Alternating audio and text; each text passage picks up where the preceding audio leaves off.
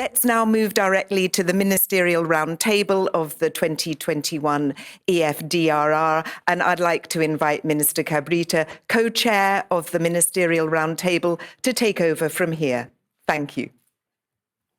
Thank you, Claire. Now we are going to start this Ministerial Roundtable working on our challenging agenda. I'm very glad to may work together here on a global base, from local to local to global. I thank Matosinhos Mayor for hosting us. We should act local, we should act at the national level, at European level, at the worldwide level, at all these perspectives you are facing here.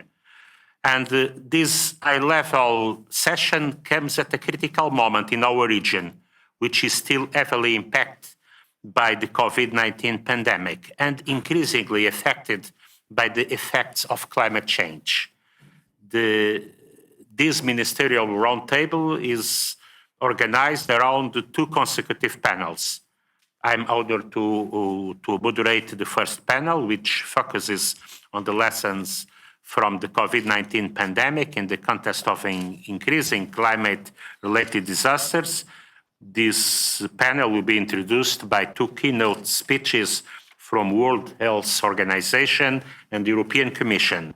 The second panel will be moderated by my co-chair, Mrs. Mami Misotori, special representative of the Secretary General for Disaster Risk Reduction, and will focus on the way forward to a transformative approach for disaster risk reduction.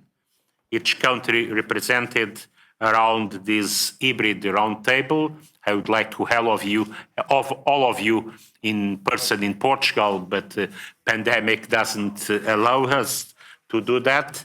But on this hybrid roundtable, we'll have the opportunity to share national perspectives and experiences.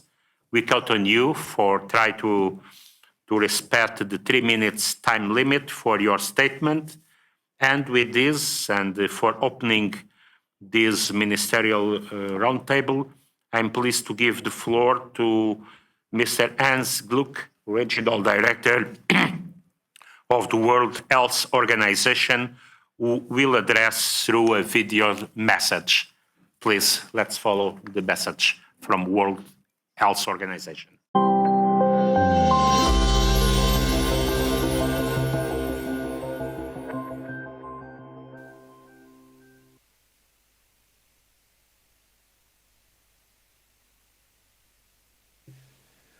Honourable Ministers, distinguished delegates, dear colleagues and friends. Our region is yet again the epicenter of a pandemic. Almost 2 million cases of COVID-19 were reported in the European region last week. That's the highest number of cases in a single week in our region since the pandemic began. The ongoing response needed by WHO member states still goes beyond expectations, causing disruption in health systems and economies. Time does not stand still. In the 22 months since the pandemic's onset, Europe has seen earthquakes in Croatia, wildfires in southern Europe and the Mediterranean, floods in Central Europe, volcanic eruptions in the Canary Islands, armed conflict between Armenia and Azerbaijan, and migrant movements in Turkey and Belarus. All are public health emergencies that cut across sectors, placing an unprecedented demand for a coordinated response on governments, international organizations, public and private sectors. Nearly 2 years into coordinating the international COVID-19 response, probably the biggest task the WHO has ever taken on, there are numerous lessons, some of them eye-opening, others timely. Let me list a few, noting that no single country was fully prepared for what was to come when the virus first emerged. Multi-sectoral collaboration and approaches have proven and will continue to be essential in controlling and eventually overcoming this pandemic. The concept of One Health is finally widely understood. How the health of humans, animals, and the planet are interconnected. Equally, biological hazards and their extensive impact beyond health is now generally acknowledged. WHO remains engaged as a lead agency on these issues, learning, improving, and innovating on how to manage public health threats.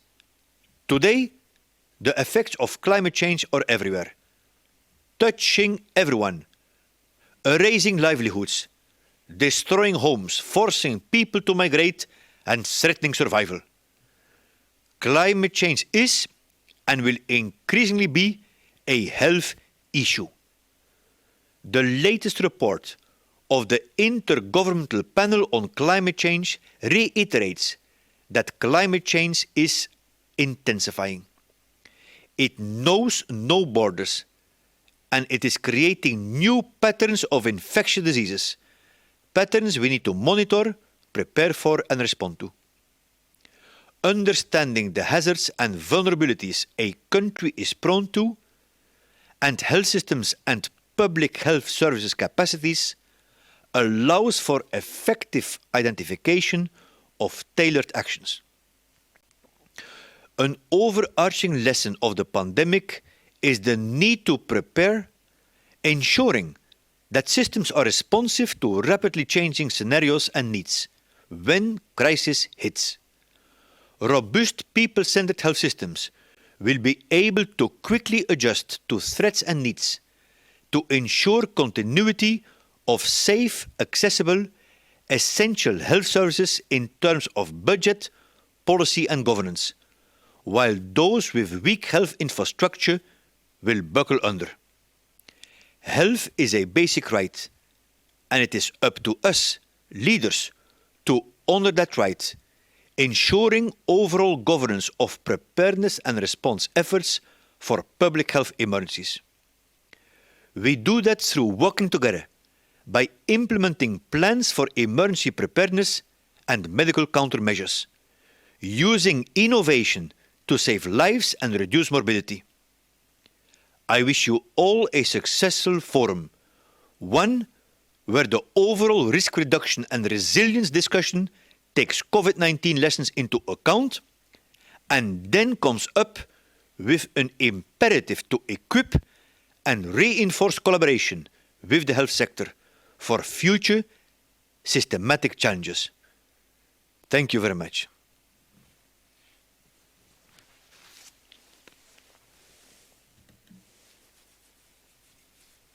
From Mr.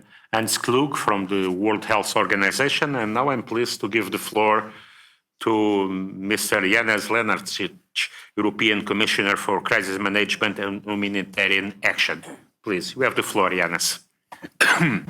Thank you, Eduardo. Dear colleagues, as Dr. Kluge just highlighted, the COVID pandemic has challenged our societies in unprecedented way.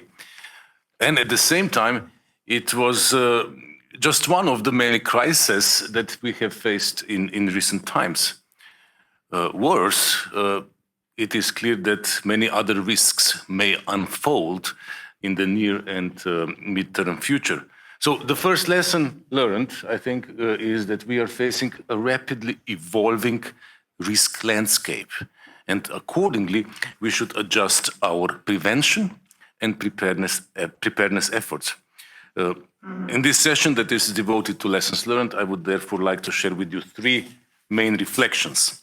First, we need to plan and prepare for new disaster risks, including possible large-scale emergencies that have cross-border impacts.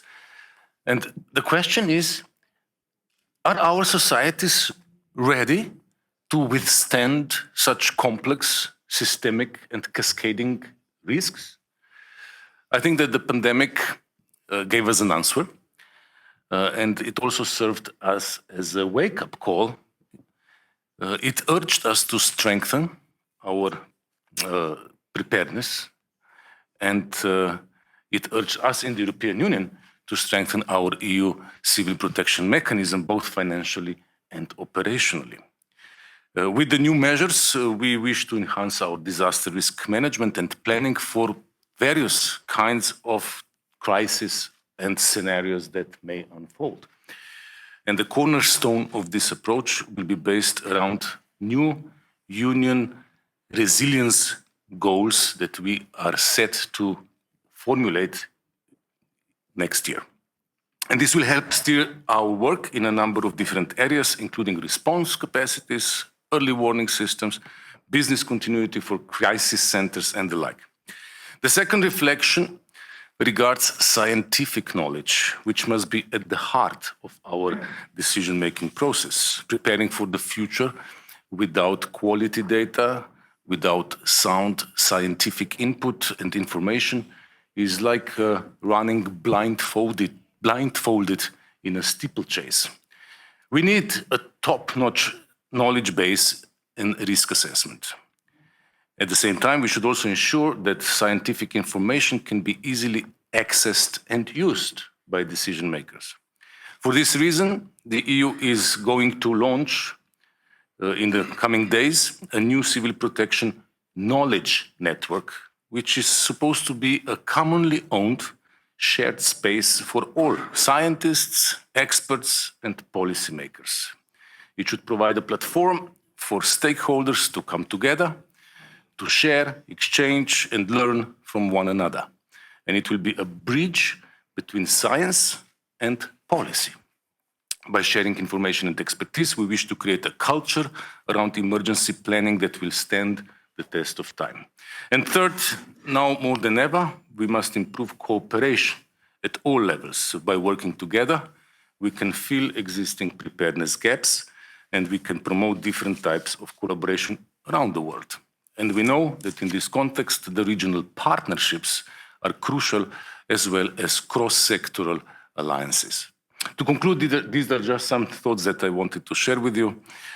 So preparing for new and more complex risk is key, working hand in hand with science when we do that, and working together, joining forces, practices, and solutions for a common, sustainable, and resilient future. Thank you.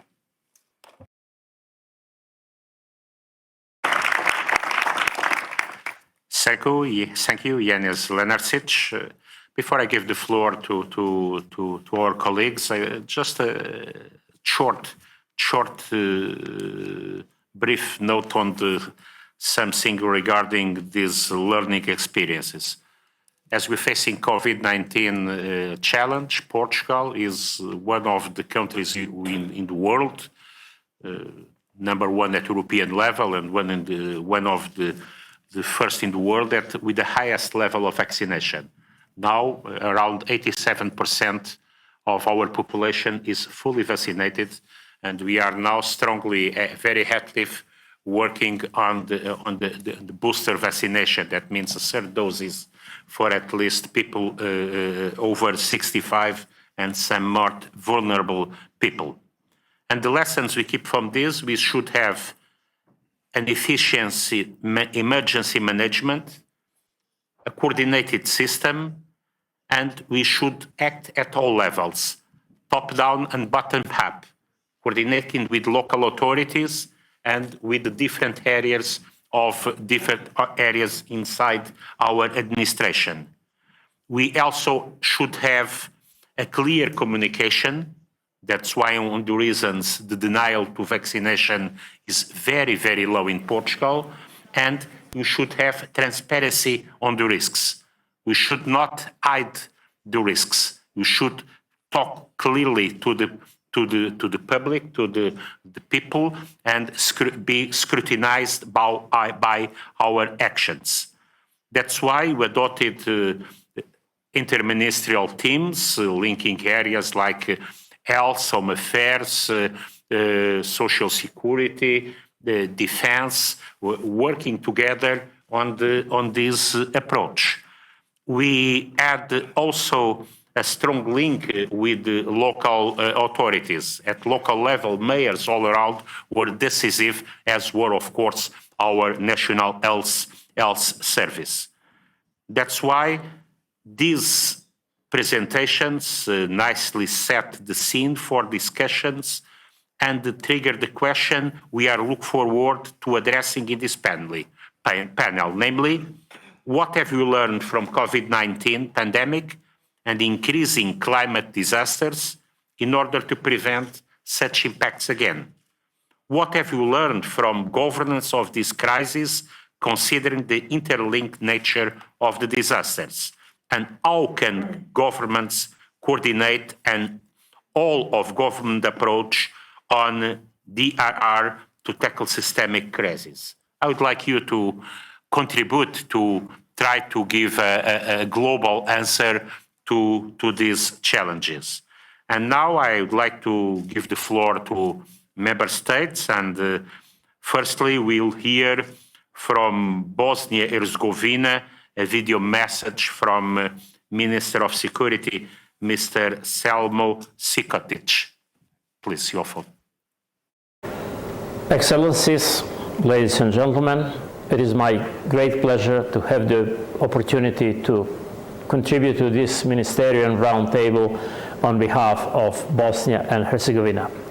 We thank the UNDRR for its restless efforts in coordinating international partnership for the Sendai framework implementation, as well as European Forum on Disaster Risk Reduction Secretariat. We also thank the Government of Portugal and the Council of Europe for the organization of this high-level event that will reflect on critical lessons identified for better addressing and managing systemic vulnerabilities and risk.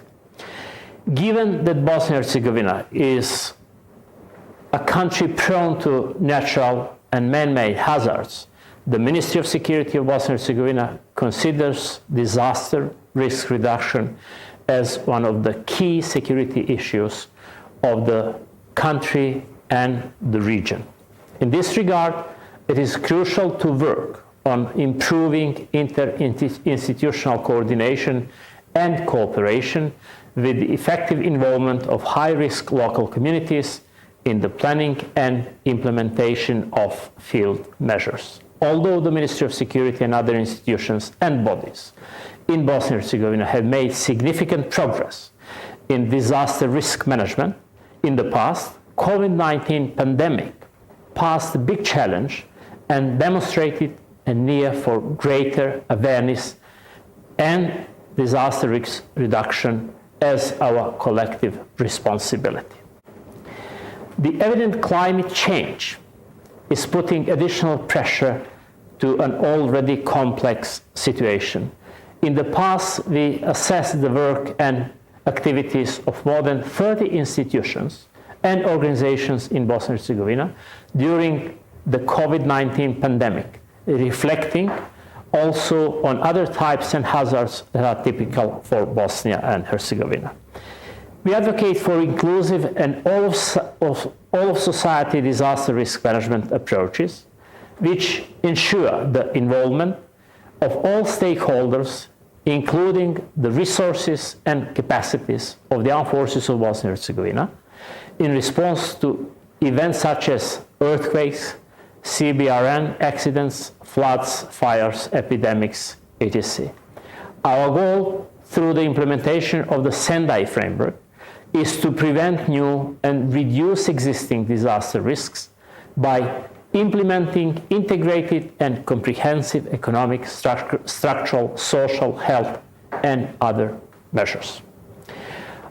Of strategic importance for B&H is the Union Civic Protection Mechanism. We sincerely hope that the members of the Union Civic Protection Mechanism will support the membership of Bosnia and Herzegovina to this body.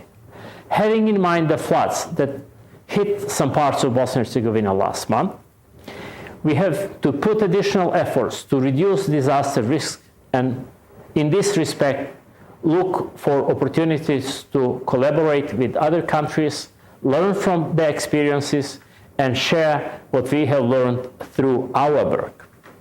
I am confident that the European Forum for Disaster Risk Reduction will be in the function of these objectives. Thank you very much for your attention.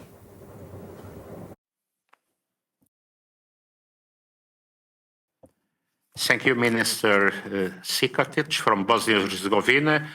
And now is my pleasure to give the floor to Minister Christos Stylianidis from Greece, here in person.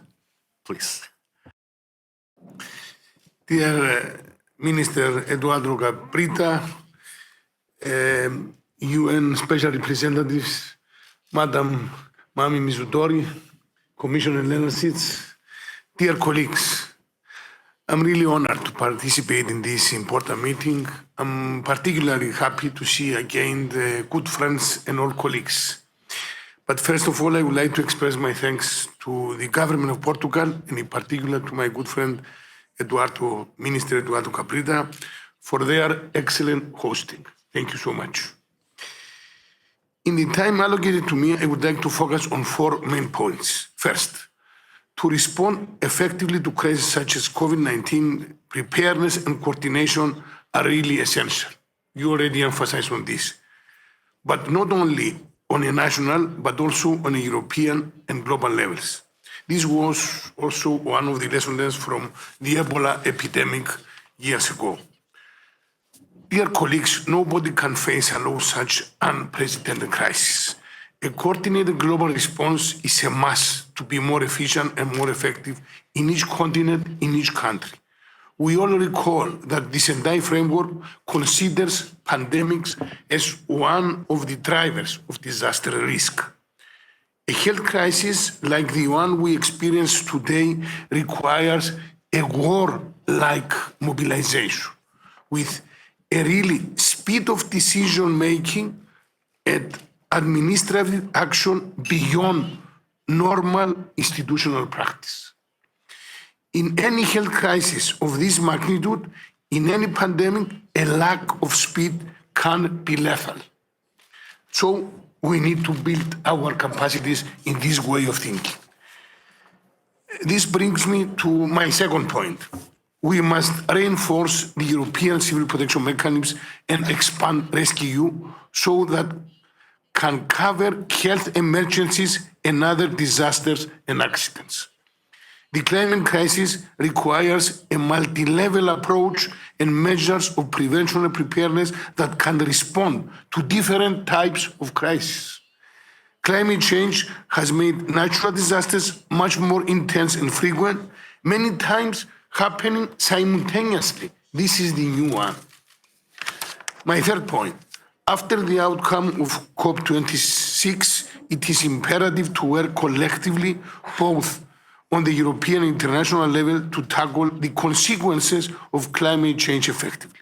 In Greece, Prime Minister Mitsotakis and our government established a new ministry for climate crisis and civil protection. It's a really very pioneer approach. And one of our key priorities is to facilitate further collective action, not only at the national level. At the core of our efforts, of our approach, are 3 really main pillars: prevention, preparedness, and resilience. These are the key elements we need to develop in order to protect effectively our citizens, to save lives and to save livelihoods. Greece will be at the forefront to enhance the collective response to climate change. We are undertaking initiatives and action at European and international level to that end. The latest MED9 declaration after the Athens summit, Portugal was one of the participants, is a strong framework for action. It will also be mutually beneficial to strengthen our cooperation through the European Forum for Disaster Risk Reduction. Fourth point, cultivating a risk reduction culture is really key. To this end, we must engage citizens and civil society. We must develop tools to assess and reduce vulnerability, to improve risk knowledge, to raise awareness and to educate. Commissioner Lenarcic already emphasized on knowledge network. This is very important in our exchange of views among different countries. The exchange of knowledge and best practices and of lessons learned will enhance our ability to act effectively. Dear colleagues, our mission is first and foremost to save lives, to save livelihoods, to help societies become more resilient to natural threats and technological and environmental disasters.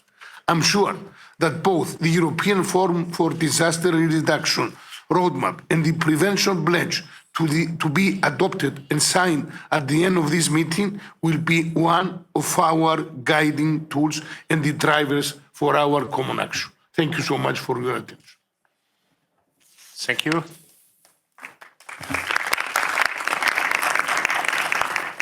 Thank you, Minister, for your words and your support. And now I give the floor to Spanish Minister Fernando Grande Marlaska, the Spanish Interior Minister, which will speak by virtual way. Please, I give the floor to Spain. Dear Chairman, dear Eduardo, dear colleagues, dear friends, it's a great pleasure to take part in this forum that is being held in Portugal. I would like to first congratulate the United Nations Organization for organizing the forum and to Portugal for hosting the meeting. It has been impossible for me to accompany you in Matosinhos as it would want, but I am sure that this United Nations Forum will be a success.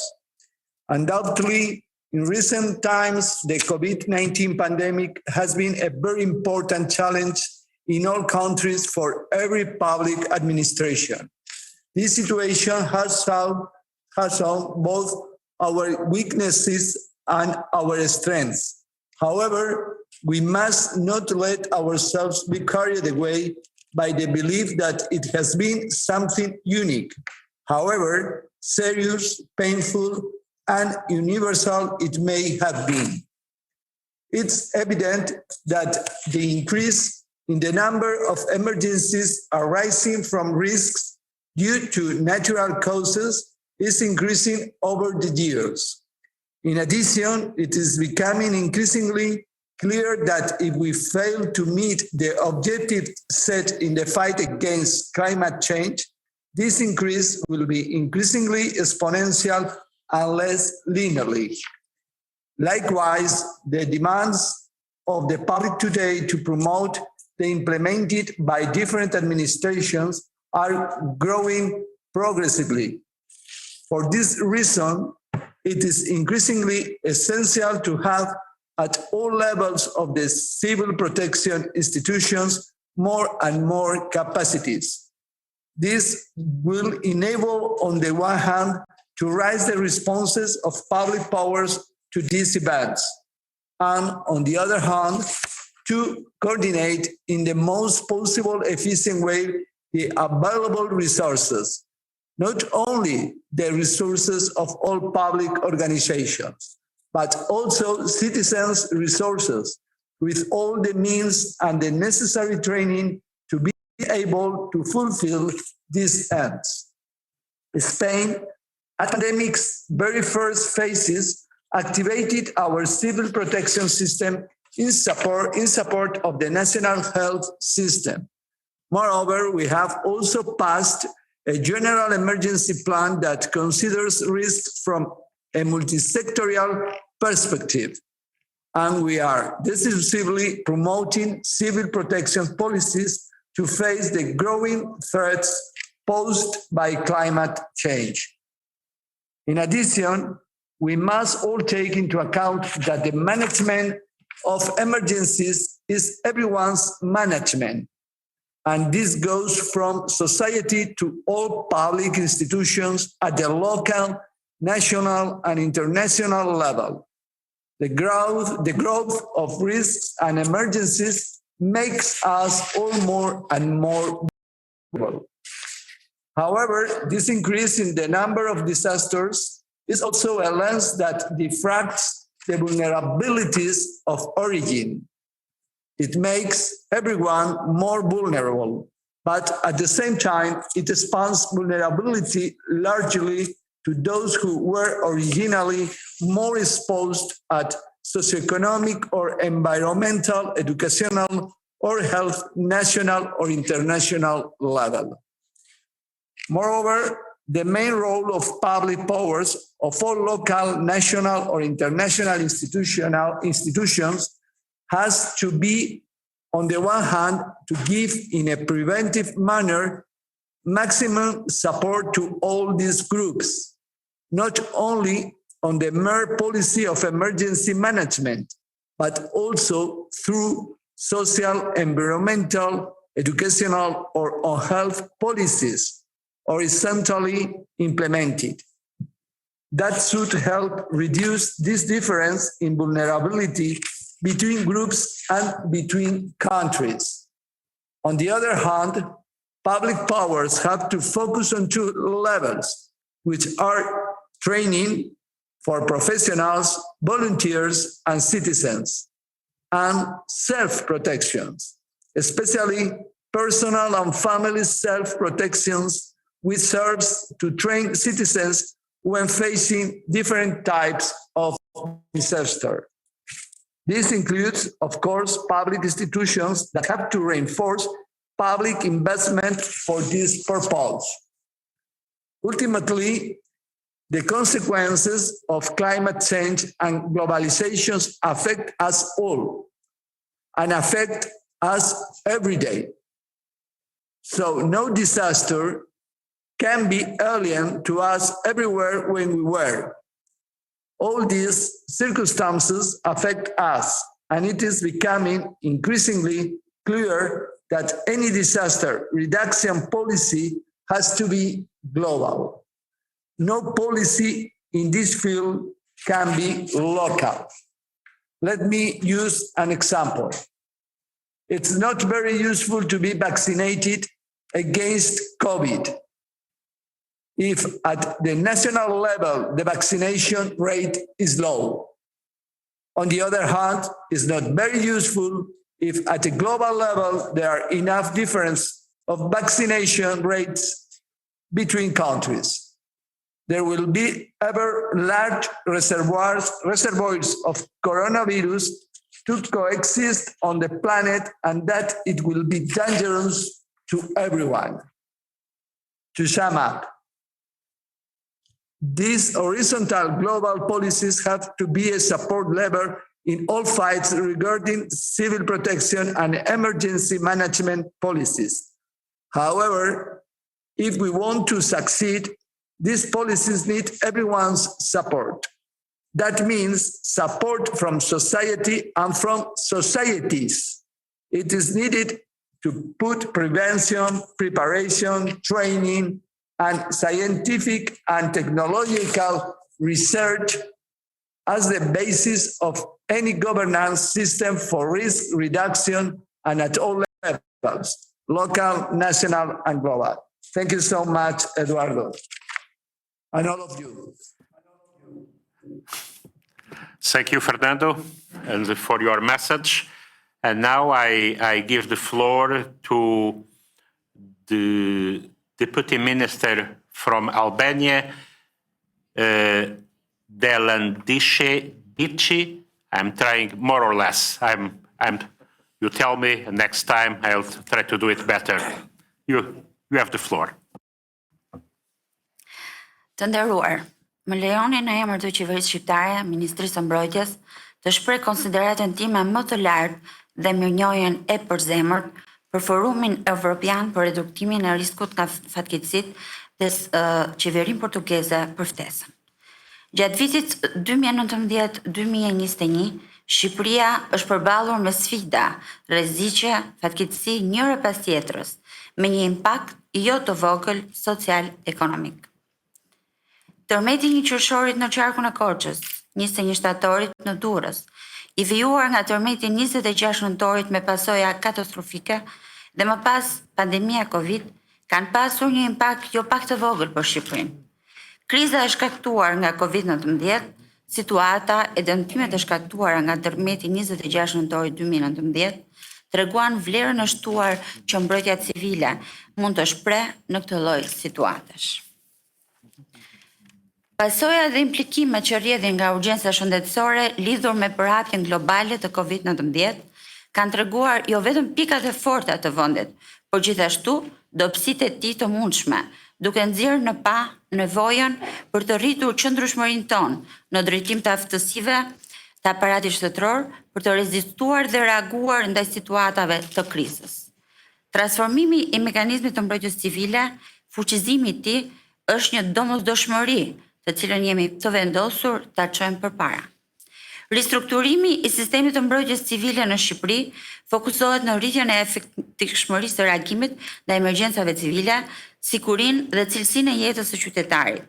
Puna tashmë ka nisur dhe do të vijojë të jetë një ndër shtyllat kryesore të punës në mandatin e ardhshëm.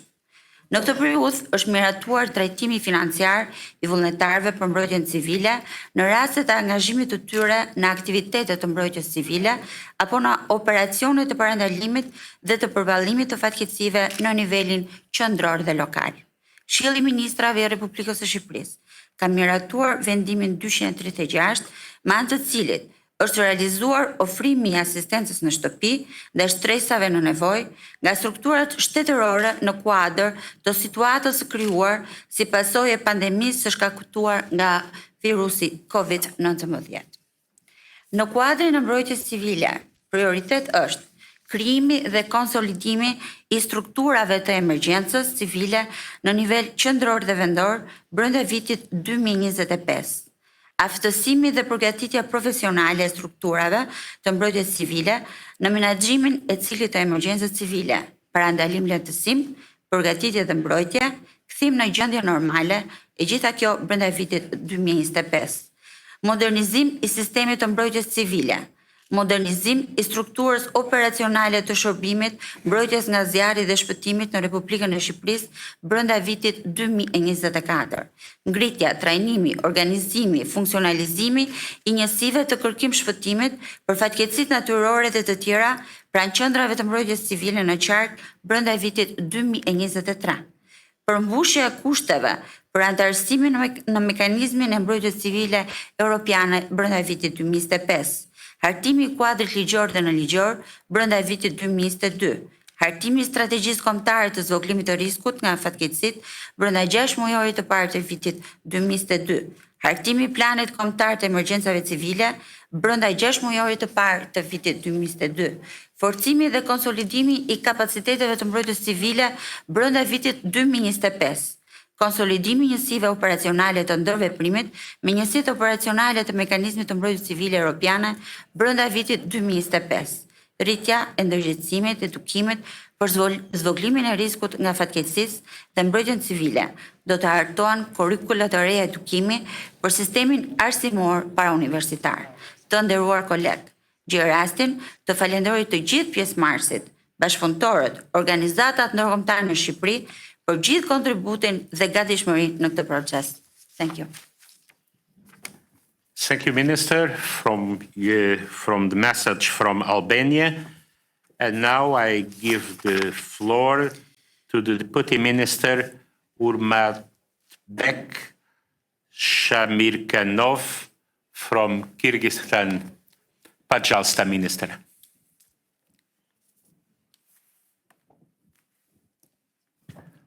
Спасибо.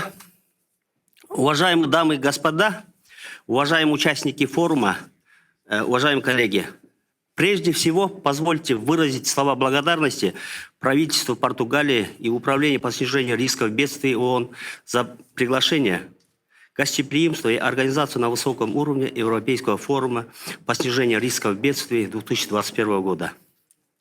Этот форум крайне важен как для Европы, так и для Центральной Азии. Особенно, когда в мире еще продолжает обостряться пандемия COVID-19. И одобряя представленную дорожную карту, мы позиционируем о необходимости решения круга взаимного сотрудничества, целевой направленности обмена опытом лучших практик и методов снижения риска бедствий. В условиях пандемии, природных и техногенных чрезвычайных ситуаций, опасностей, исходящих от изменения климата, Говоря о пандемии COVID-19, Кыргызская республика, как и многие страны мира, испытала катастрофическое влияние и воздействие этого вида чрезвычайной ситуации. Наша страна проводила заблаговременную подготовку к пандемии COVID-19, акцентировав внимание на 4 ключевых приоритетах. Первый приоритет – предупредить массовый завоз инфекции в стран путем развертывания карантинных обсерваций, вывозов наших граждан из-за рубежа. Второй – определение перечня стационаров для приема больных, строительства и развертывания дополнительных коек-мест. Третий – обеспечение диагностическими материалами, медикаментами и необходимым оборудованием. Четвертое – подготовка к введению режимов чрезвычайной ситуации и чрезвычайного положения, выставление карантинных постов и санитарной обработки зданий и сооружений. Первый случай был зафиксирован 18 марта 2020 года, а 22 марта на всей территории республики был введен режим чрезвычайной ситуации и был принят первый план оперативных действий в разделе «Плана на мирное время. Особо опасные инфекционные заболевания». И 24 марта в столице, городе Бишкек и в городе Ош и в 2 областях республики были введены режимы чрезвычайного положения. Решением правительства были созданы республиканский оперативный штаб как единый орган, связующийся все государственные органы управления для преодоления последствий пандемии COVID-19. На заседаниях штаба были приняты очень важные и беспрецедентные меры, ранее в практике не имеющие такого аналога. Данные решения касались практически жизни всего государства и населения. Это и гуманитарная помощь, дневные и ночные медицинские стационары, единые номера помощи, доставка медоборудования, медикаментов, онлайн-учеба, строительство новых больниц, захоронение умерших и другие задачи. Здесь наше министерство четко организовало работу по единой информационно-управляющей системе, то есть компонентами, которые составляются Центр управления кризисными ситуациями, единая дежурная диспетчерская служба 112 и общая государственная комплексная система информирования и оповещения населения. Могу сказать гордостью, что мы с начала эпидемии были в оперативной группе республиканского штаба. Штаб по ликвидации COVID и лично участвовали в заседаниях штаба и руководили работу силовых ведомств и отвечали за прием и выписку прибывших граждан из других стран, из обсервационных пунктов города Бишкек. Кроме пандемии 2020 года, также министерство работало по другим видам чрезвычайной ситуации. Мы передали 63 штурмовых предупреждения. Это угроза схода снежных лавин, селевых потоков, резкого изменения природных условий, заморозки, в том числе крупные селевые потоки. В 3 регионах заморозки нанесли огромный ущерб сельскому хозяйству. Вспышка заболевания отразила на все сегменты экономической деятельности, последствия которой отразилось на социальной сфере государства и поставила одинаковые вопросы и вызовы. Мы потеряли 8 сотрудников МЧС Кыргызской Республики. Выводы по последствиям COVID-19 еще предстоит сделать, и это наша ближайшая задача. Но сегодня могу сказать о следующем. Эффективность управления и преодоления пандемии была достигнута за счет имеющегося потенциала МЧС Кыргызской Республики. Уважаемые дамы и господа, уважаемые коллеги, несмотря на сложности в связи с пандемией, в рамках инициативы УСРБ ООН в Республике и в Центральной Азии реализуется двухкомпонентный проект, в рамках которого внедряется национальная база данных, разрабатывается стратегия по снижению рисков бедствий, разработан и вводится новый двухкомпонентный сайт, реализуется программа устойчивого города Бишкек. Здесь я хотел бы еще акцентировать на то, что в законе о гражданской защите Кыргызской Республики мы внедрили понятие снижения рисков бедствий и внедрили национальную платформу как один из компонентов управления бедствиями. При изучении дорожной карты мы внимательно посмотрели принципиальные новые введения. Это и поддержка местных стратегий, это и многосторонние инклюзивные подходы к управлению, принятию решения с применением достижения IT-технологий. Мы поддерживаем, и мы хотели бы акцентировать, что все направления и приоритеты дорожной карты были реализованы. Сегодня нам как никогда ясно, что нужно обновлять технический потенциал чрезвычайных ведомств. Нам нужно реализовать новые подходы и планирование на местном уровне. У нас впоследствии пандемии выявлено, что особое внимание не уделялись в это время именно проблемам устойчивости объектов экономики в чрезвычайных ситуациях. И, конечно же, хочу сказать, в обстоятельствах, когда приняли Сендайскую программу, мы были достаточно активны. И сегодня мы говорим о своей приверженности, придерживается предложенной дорожной карты и развития взаимного сотрудничества. Благодарю за внимание.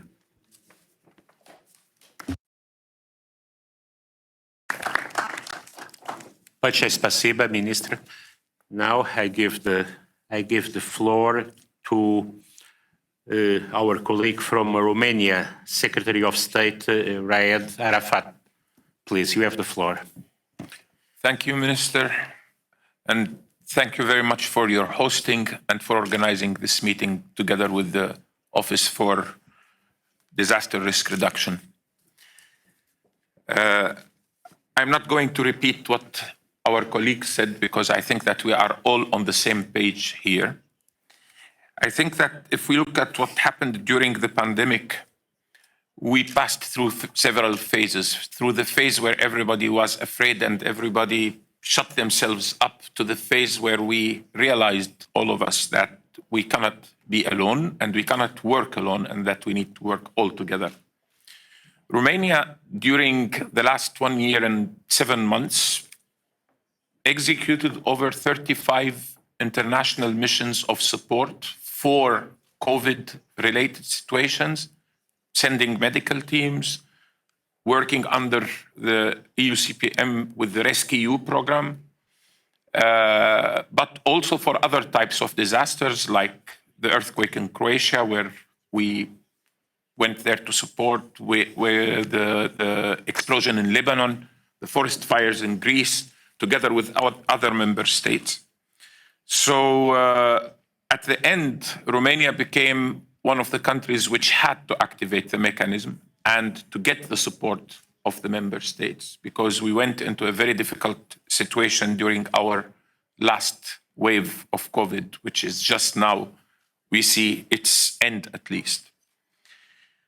This showed us that the integrated coordination, the work together, the coordination at the level of the ERCC, the integrated national coordination in Romania, all were positive lessons learned that we need to take and we need to work on to develop in the future.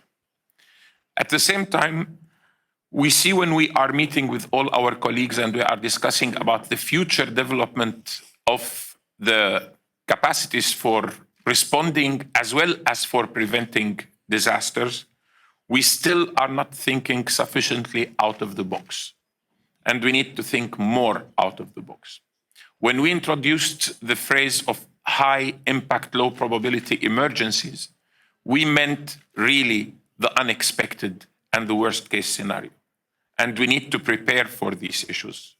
The pandemic showed us that we can be caught in an offside being unprepared, and other emergencies can do the same thing, and other disasters can do the same thing to us.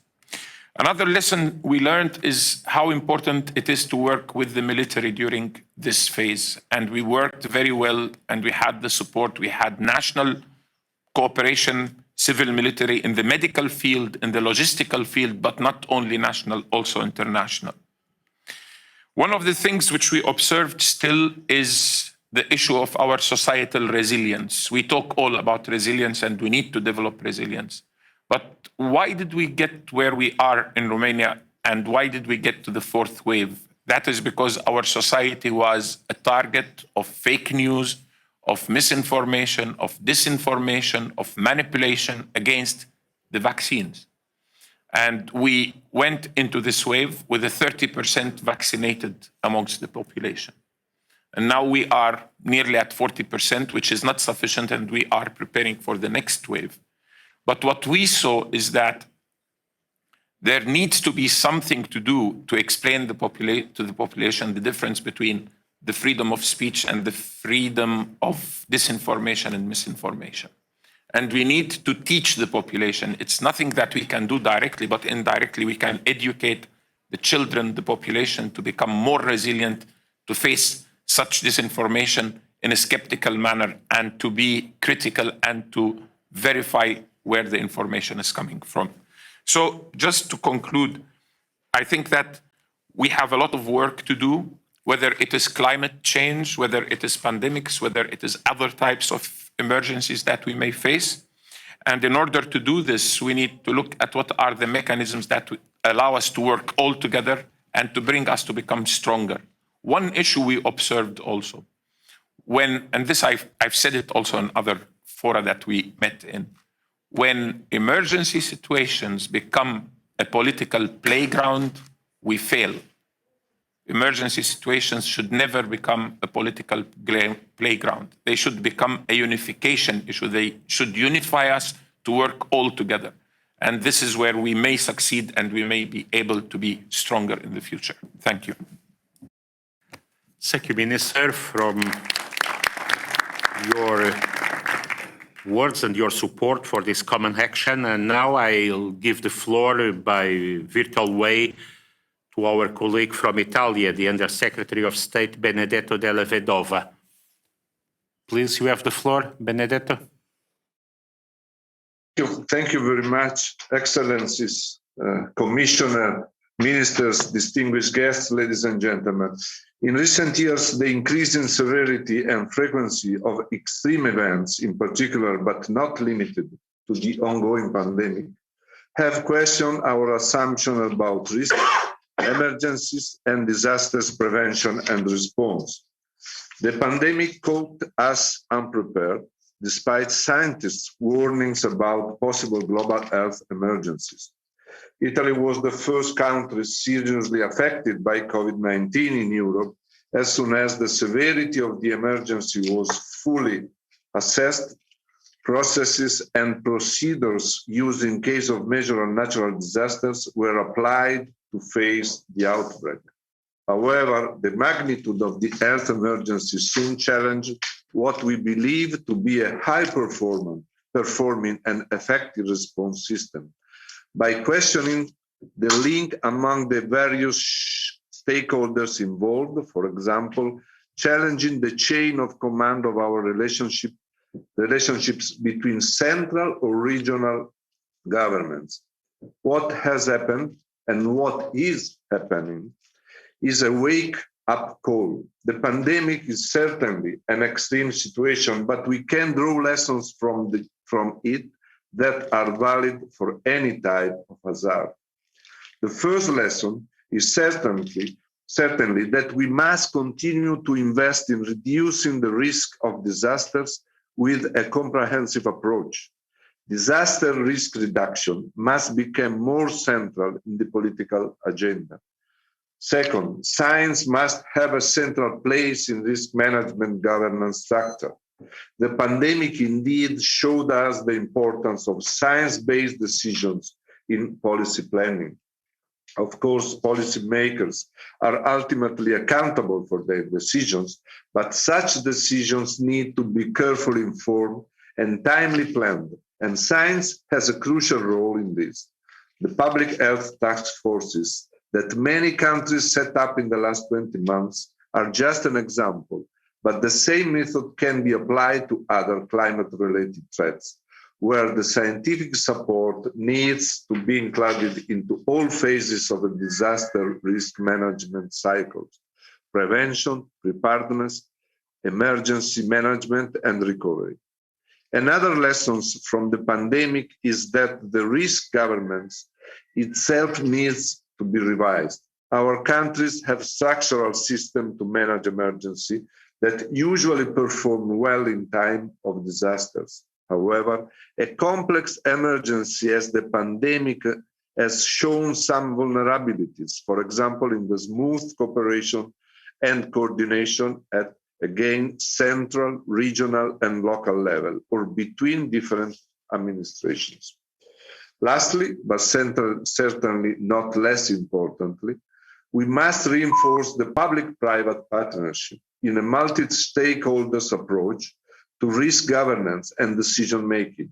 COVID vaccines production or the contribution of the private sector to climate finance are a perfect example of how this partnership could make the difference in reaching our objectives in risk reduction and management. And to conclude, the ongoing pandemic and the growing frequency of extreme climate-related events are a wake-up call. Going back to our usual habits, procedures, and methodologies is not an option. Thank you. Thank you for your words. And now I give the floor to Croatia, the Director General Damir Trut from Croatia. Please, you have the floor. Thank you very much, dear co-chairs, dear ministers, dear organizer from the UN DRR office, dear host, ladies and gentlemen, good morning. I would like to thank you for this important opportunity to address this high-level forum. I have to say it is an immense pleasure to be able to see the commitment of decision makers to this very important topic at this meeting. I do not have to stress how important this topic is for us, for the region, and most of all for the communities we represent and whose safety we take responsibility for every day. It was about time we commit ourselves more to the goal of reducing disaster risks, and I would like to say the pandemic or the frequency of disaster and emergencies happening is not the reason for the growing popularity of the topic. But whatever the reason, we have to be here to commit and stay committed. The planet is now not going to adapt to our needs. We are the ones that need to adapt to the environment we live in and reduce our growing vulnerability. Croatia learned many lessons over the last year, which has been a turbulent period for us. However, no matter what the state of our preparedness or awarenesses, we could not have responded to the event that struck Croatia as successfully were it not for the solidarity and lessons learned from the experience of other countries. The topic of this year's International Day for Disaster Risk Reduction was contributing to the target of the Sendai Framework for DRR, international cooperation for developing countries to reduce their disaster risk and disaster losses. Croatia has been sharing experience and lessons learned for as many years as we have been learning from others. Even though many of our responders were occupied most part of last year, we are still committed to sharing experience and giving back to those countries in need of assistance. We had a wake-up call in Croatia last year when, at the time of the global COVID-19 pandemic, in midst of the lockdown, an earthquake struck our capital Zagreb and later one center, Croatia. We learned that we must never forget about the hazards surrounding us and that we always have to be ready for the worst-case scenario. Croatia envisaged the current trends of more frequent disasters years ago. We recently reorganized the civil protection system, and disaster risk reduction is a topic we have been continuing to advocate for since more than 10 years ago when we first established the National DRR platform. We developed national risk assessment, national capability assessment, and based on this document, we developed and will soon adopt the first national disaster risk management strategy. Even though we could not have predicted last year's Croatia scenario, we can and did predict more frequent climate-related emergencies. We have been experiencing the trend for years now. Climate change is not a thing of the far future. We live in it and have to adapt and invest in key risk reduction. Prioritizing investments is not an easy task, but it is an important one, and knowing risk and respecting the research-based recommendation of the scientific community is the only way to approach it. The area of focus of Croatia DRR system are to know risk, to know the DRR system and its gaps, to mainstream DRR into all strategic decisions, to work together towards a goal that ensures sustainable development and climate adaptation, to facilitate risk-aware investment and at the same time to invest into resilience, and last but not least, to show local governments by example the way to reduce risk is to approach to the task systematically and on time. It is said that it takes time to see the results of DRR investments. However, increasing damages and the number of victims to the lack of DRR investments can be seen right now. Let's learn our lessons, incorporate them into the strategic planning and implement them at national level. Following the path of EF DRR roadmap will help achieve these same goals at the regional level. Thank you very much. Thank you very much for your words. And now I give the floor to the Commander of Civil Defense from Cyprus, the Commander Maria Papa. You have the floor, please. Thank you very much. Dear ministers and other delegates, the ongoing pandemic crisis made us fully comprehend the notion of compound crisis. Coping with the current situation involves social, economic, and environmental parameters, and respectively, a matrix of competent authorities from many different sectors of the public life. This crisis reveals the holistic nature of the risks of our contemporary era, whether quick onset or slow burning. The Republic of Cyprus has gone through a risk assessment process that involved identification and analysis of hazards emerging from the continuing climate change, conventional, man-made, and natural, as well as complex risks. This process started in 2015 and is ongoing. Based on this analysis, a national master plan, as well as 24 special plans of action, were prepared, covering all phases of the disaster management cycle. Dealing with disaster requires participation of a number of agencies and nations.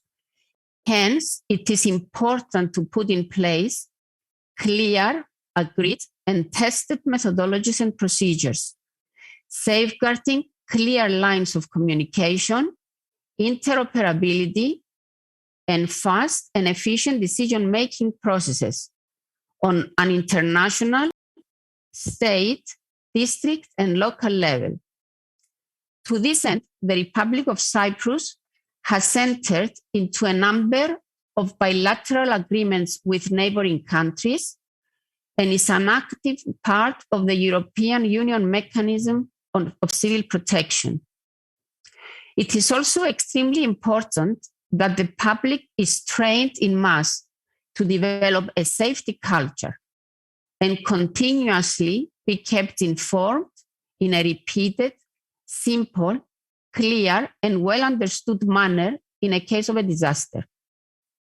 Towards these goals, Cyprus is in the process of establishing an early warning system, a mobile telephone application which will be used to inform the citizens during the whole cycle of a disaster. It also trains on a regular and coordinated way volunteers who will mobilize in case of a disaster.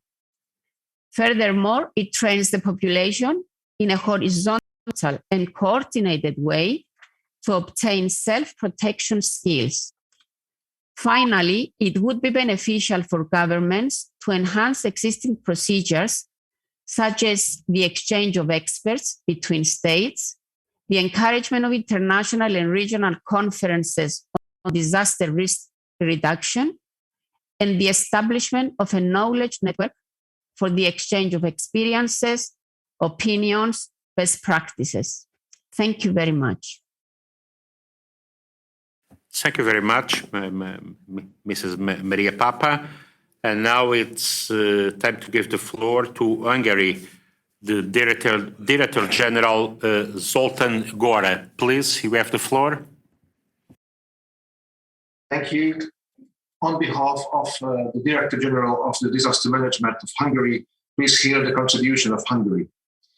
Excellencies, ladies and gentlemen, Hungary is committed to the UN Disaster Risk Reduction Strategy. In 2015, in Sendai, at the third UN World Conference on Disaster Risk Reduction, Hungary also adopted the Sendai Declaration and the High-Level Action Plan 2015 and 2030. The activities of the Hungarian disaster management are based on the complex system of tasks of prevention, preparation, protection, and recovery. As one of these messages of this forum says, prevention should be seen primarily as an investment and not as a cost. Hungary pays special attention to this. The field of disaster management authorities and industrial safety ensures the protection of human lives and material goods and the continuous operation of vital systems by performing prevention and risk reduction tasks. In its 2019 country report, the EU Commission clearly stated that Hungary was exposed to risk related to climate change. This finding is in line with our most recent National Disaster Risk Assessment report submitted at the end of 2020, which includes a total of 12 risk areas and 32 scenarios to address potential consequences. According to the report, the main risks include scenarios for extreme weather, water damage, and health crisis. Particular attention will be paid to natural disasters caused by climate change, for which vulnerabilities are becoming more intense and unpredictable.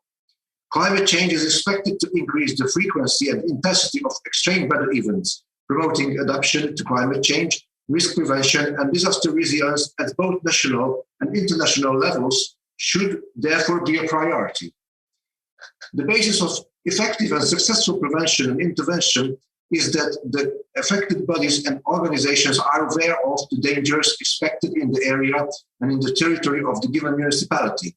Therefore, the process of domestic risk assessment, namely the identification, analysis, and assessment of risk, is one of the cornerstones of the disaster management system.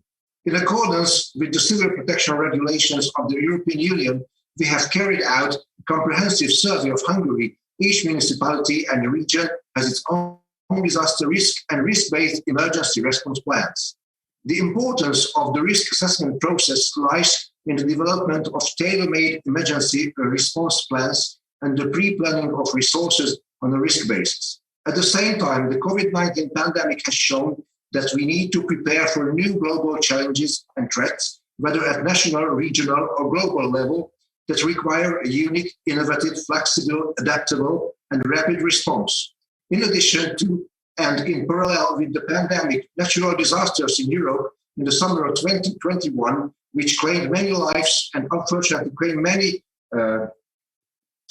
floods, confirmed that climate change had led to an increase of the frequency of floods and flash floods following heavy rains. To deal with these, it is recommended to strengthen the complex flood protection and rescue capacities. Exposure to floods can cause cross-border disasters at the same time, and both the European Union and UN need to further strengthen their disaster risk reduction and response system. Due to the COVID-19 pandemic and the weather, as well as several man-made disasters and domino effects and interdependencies, a multi-risk approach is essential to deal with the failure of critical infrastructure at the same time. Overall, Hungary intends to develop its resilience to disaster with a complex approach and considers it important that certain elements of resilience independently and as well as operating as a system severe security and first and foremost the protection of human life. Hungary is ready to contribute to the next phase of global commitment by adopting the EF DRR 2021-2030 roadmap and the Ministerial Prevention Pledge to reduce disaster risk and increase resilience, one of the cornerstones of which is prevention. Thank you. Thank you from your words from Hungary. And now it's time to give the floor to Slovakia, Director General Marian Dritomsky. Please, you have the floor. Dear Honorable Chair, dear colleagues, ladies and gentlemen. First of all, I would like to thank for the organizers of the European Forum for Disaster Risk Reduction for a successful management of this very important event. Today, in this forum, I am representing the Slovak Republic. I am here to confirm the persistent involvement of the Slovak Republic in the process of implementation of Sendai Framework, as well as the related Paris Agreement and Sustainable Development Goals. Hereby, I would also like to declare that the Slovak Republic will fully support the EF DRR Roadmap 2021-2030. Slovak Republic, like any other country, faces issues and challenges arising from global change. We recognize the link between natural and biological hazards and biodiversity loss, and we are fully committed to building resilience through disaster risk reduction and the protection and sustainable use of biodiversity. We also recognize that the COVID-19 pandemic combined with the climate crisis has demonstrated a general underpreparedness to tackle the systemic nature of risk, as well as the chronic underinvesting and underprioritizing of prevention and resilience. It is clear that in order to address all the challenges that we are facing, it is necessary not only to identify the internal potential of each state and fully use all of its available capacities, but also use all of the possibilities of international coordinated actions. It is also very clear that the more whole-of-government approach is not sufficient anymore. It is time for the states to move towards a more transversal leadership role using a triple, eventually even a quadruple helix approach to their actions. Based on lessons learned from the COVID-19 crisis, among other things, we started to review our strategic documents, aligning them at the best with our international obligations and recommendations. The most recently prepared one, the National Disaster Risk Management Strategy 2021, is conformed not only with major national strategies, but was being prepared meticulously in compliance with the UN Framework Convention on Climate Change, Lisbon Treaty, and its Solidarity Article, the new internal security strategy for the European Union, and obviously the Sendai Framework for Disaster Risk Reduction for Agenda 2030. This action plan defines the necessary sustainable investments in the prevention and the resilience area. We intend to support scientific and technical work to better assess and examine evolving risk. We intend to promote more extensively the risk reduction culture among the population. Understanding the importance of intergovernmental cooperation, we will continue to strengthen the existing synergies and support the collaborative actions where needed. For this purpose, it is important to build and support a functioning Sendai platform whose foundations have been laid just during the pandemics. Thank you for your attention. Thank you very much for your words. And now I give the floor to Vice Director General Paul Stephen from Switzerland. Please, you have the floor. Chair, and thank you very much for organizing this important conference. Ministers, Excellencies, distinguished delegates, ladies and gentlemen, the slogan of the Roundtable, Prevention Saves Lives, illustrates well what Switzerland experienced in the past, often painfully. A long period with only smaller events, the big floods in 1987 were a wake-up call and taught us full hazard protection is not possible. We had to shift our focus from reducing natural hazards to managing risks. For the last 30 years, we applied the approach of integrated measures of prevention and mitigation, preparedness, response, and recovery. And all measures are based on the knowledge about prevailing hazards and risks, which reflected, for example, in hazard maps. Learning from the devastating floods in Switzerland in 2005 were used to improve the warning, alerting, and response chain. Different projects and initiatives have been launched to strengthen the coordination vertically between the state level and horizontally among different stakeholders, be it forecasters, authorities, and the relief units on the ground. In the recent heavy precipitation events, the measures taken and the rehearsed procedures and arrangements have proven to be effective.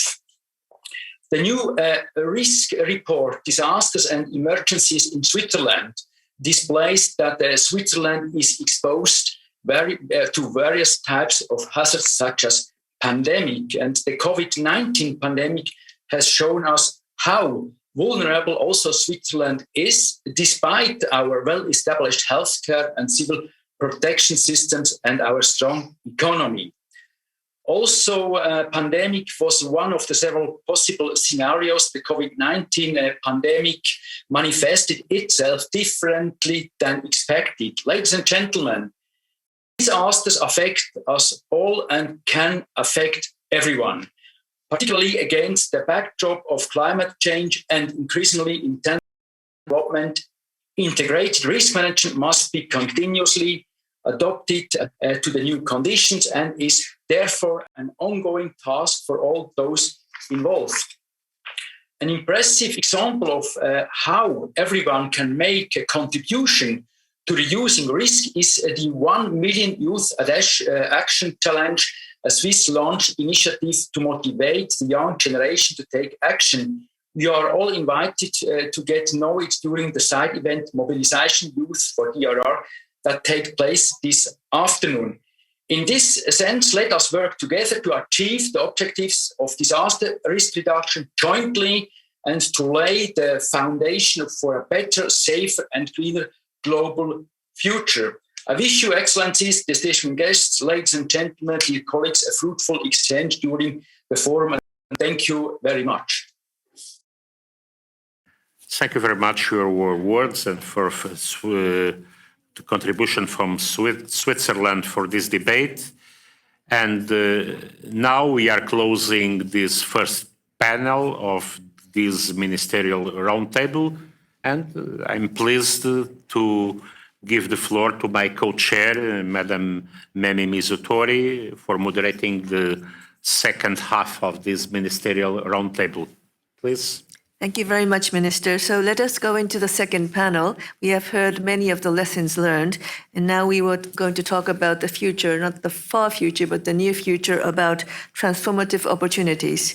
And we will first listen to 3 keynote speeches, and I would like to pass the floor first to my dear colleague in the UN system, Ms. Olga Algairova, Executive Secretary of the UN Economic Commission for Europe.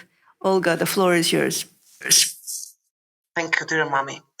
Excellencies, dear colleagues, ladies and gentlemen, it's my real pleasure to address this important Ministerial Roundtable today on behalf of the UN Economic Commission for Europe and in my capacity as a co-chair of the UN Regional Collaborative Platform for Europe and Central Asia. All the countries of the pan-European region, including the most developed, are vulnerable to disasters. Vulnerability that is exacerbated every passing year by climate change. Just in 2021, we witnessed catastrophic floods in Germany, Belgium, Turkey, and enormous wildfires in Greece, among other disasters. Hundreds of people have died in the infrastructure. Losses are estimated at several billions of euros. Things will continue to get worse unless countries take drastic action. And this is why I'm happy to see the adoption of the EF DRR roadmap 2021 to 2030 and your commitment to coordinated implementation of the Sendai framework and related SDG targets. If you will allow, I will briefly mention some general elements which are relevant from the UNEC perspective and then address what the UN is doing in terms of coordinated support in the region. UNEC is an organization whose purpose is promoting transboundary cooperation in service of economic integration, sustainable development and climate action. And our bread and butter is the development of technical norms, legal instruments and standards that can support those goals. Based on our experience, certain aspects stand out to us for implementation of the EF DRR roadmap. First, transboundary cooperation is a key because disasters such as floods know no borders. Effective response requires transboundary or regional coordination and cooperation.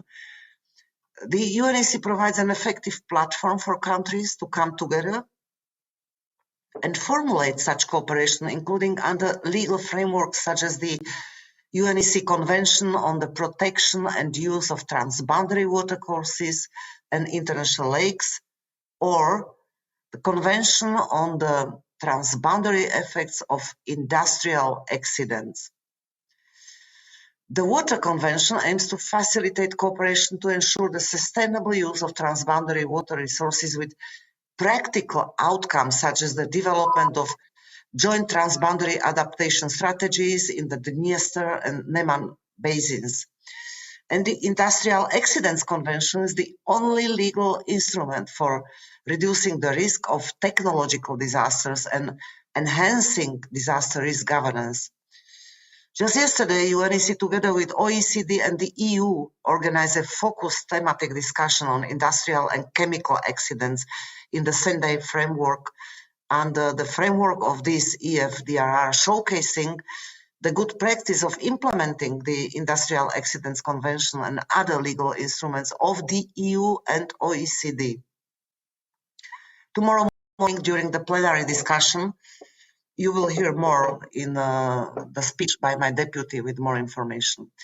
The second, ladies and gentlemen, is inclusive multi-level governance is needed to provide comprehensive solutions, whether it comes to addressing the cross-sectoral impacts of disasters or the needs of different segments of the population, including the most vulnerable ones. All stakeholders must have a voice in policymaking. I wish to urge all governments to put in place or enhance the necessary consultation mechanism. Once again, at UNEC, we are happy to work with you. Third, prevention is crucial. Of course, it's preferable for accidents and disasters to not occur at all. So UNEC provides several frameworks for addressing disaster prevention, such as guidance on strategic environmental assessment or land use siting, but I urge you also to take a more holistic view. Risks no borders of countries, of economic sectors, or of governance levels. We need multi-hazard risk management to deal with this complex reality. Climate change is going to be the #1 cause of disasters going forward, including technological incidents. Therefore, all efforts to implement the Paris Agreement, whether it is by switching to renewable energy or more circular patterns of production and consumption, reducing food waste or increasing energy efficiency of our buildings, can be viewed as prevention.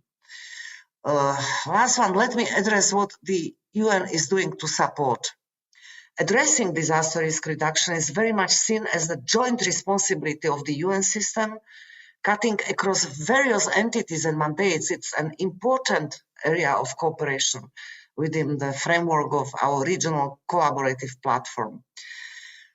And it is tackled in particular in our issue-based coalition on environment and climate change. And this is a group of over 20 UN entities that provides joint up support to member states and UN country teams on environmental and climate change issues.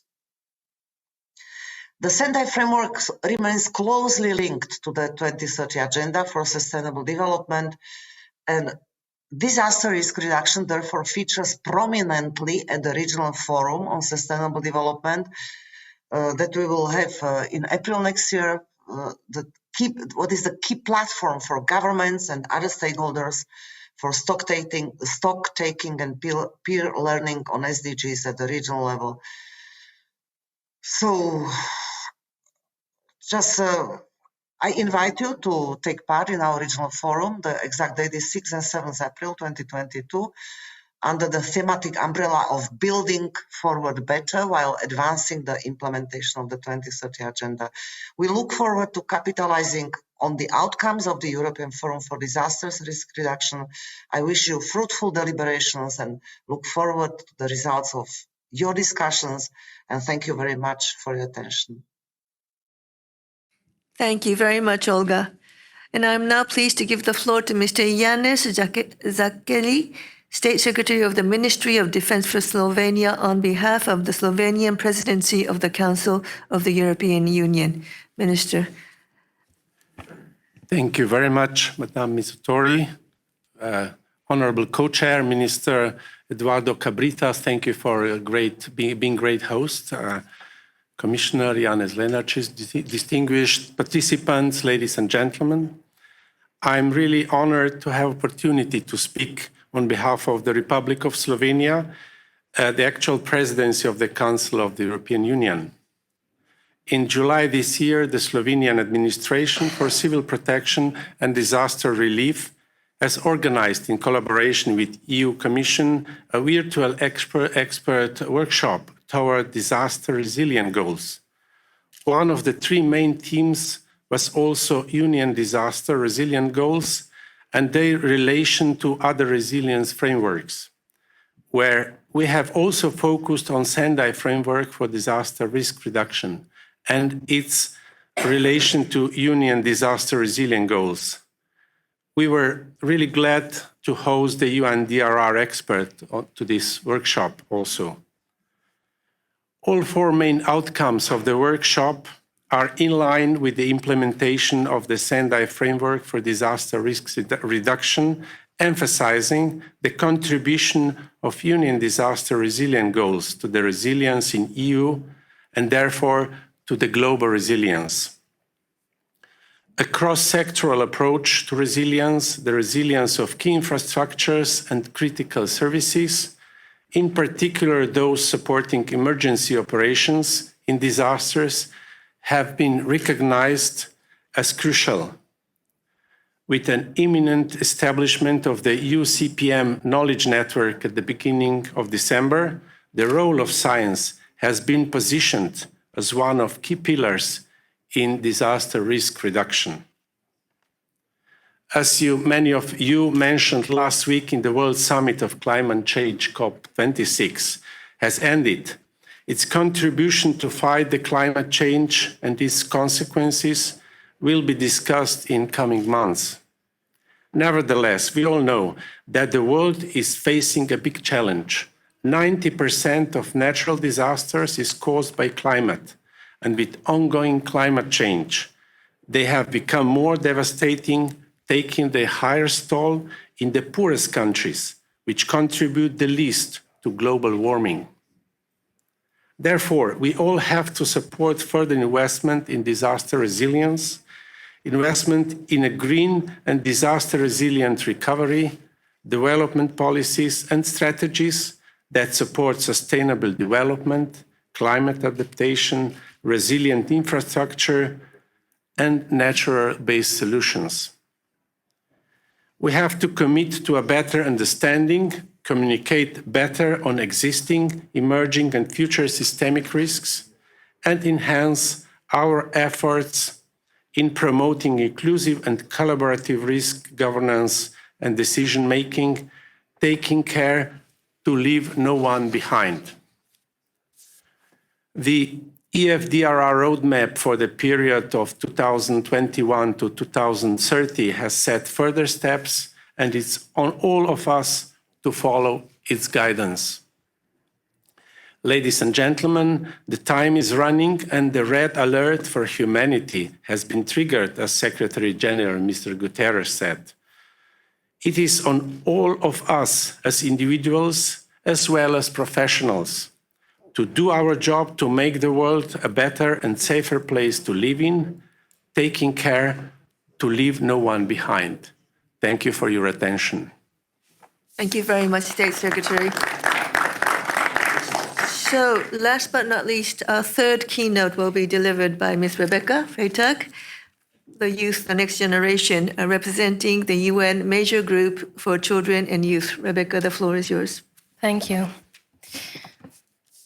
It was 8 o'clock at night when Max was woken up by his mother, who said, "The flood is coming. You have time to pack 3 favorite toys in your backpack, and then we need to leave the house, maybe forever."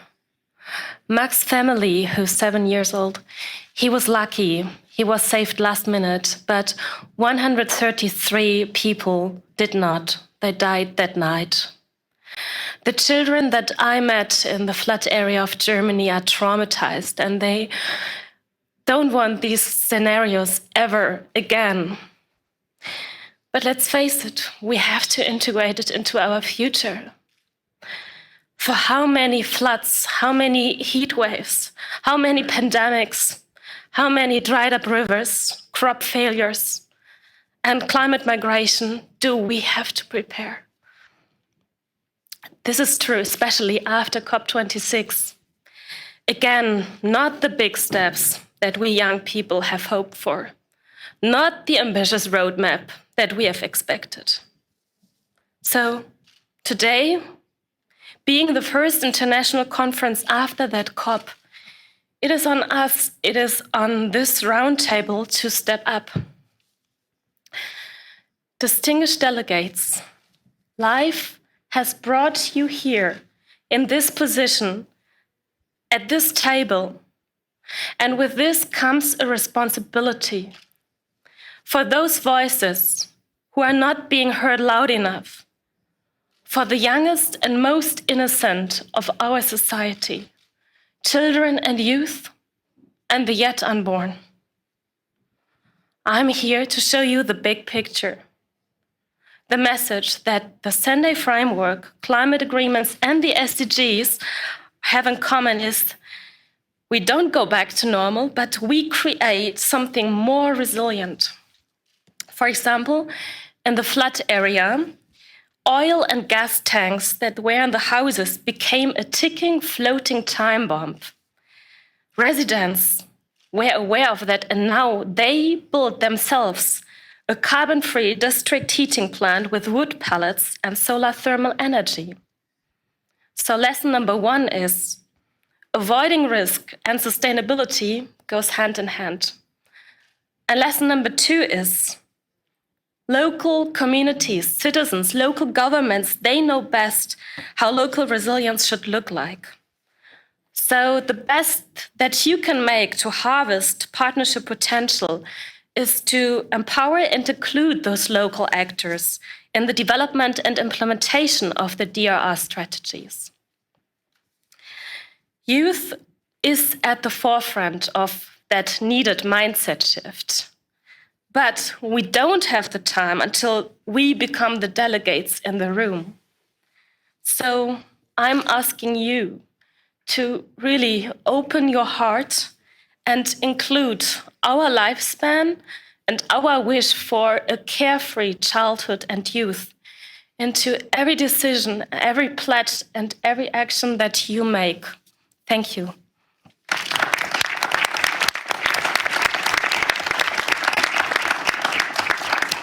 thank you so much for reminding us of our role and responsibility and encouraging us to do a better job. Thank you very much.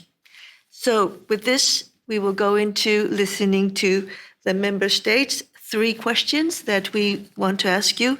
What actions are needed to work better together across borders and regions to reduce disaster risk and deliver transformation?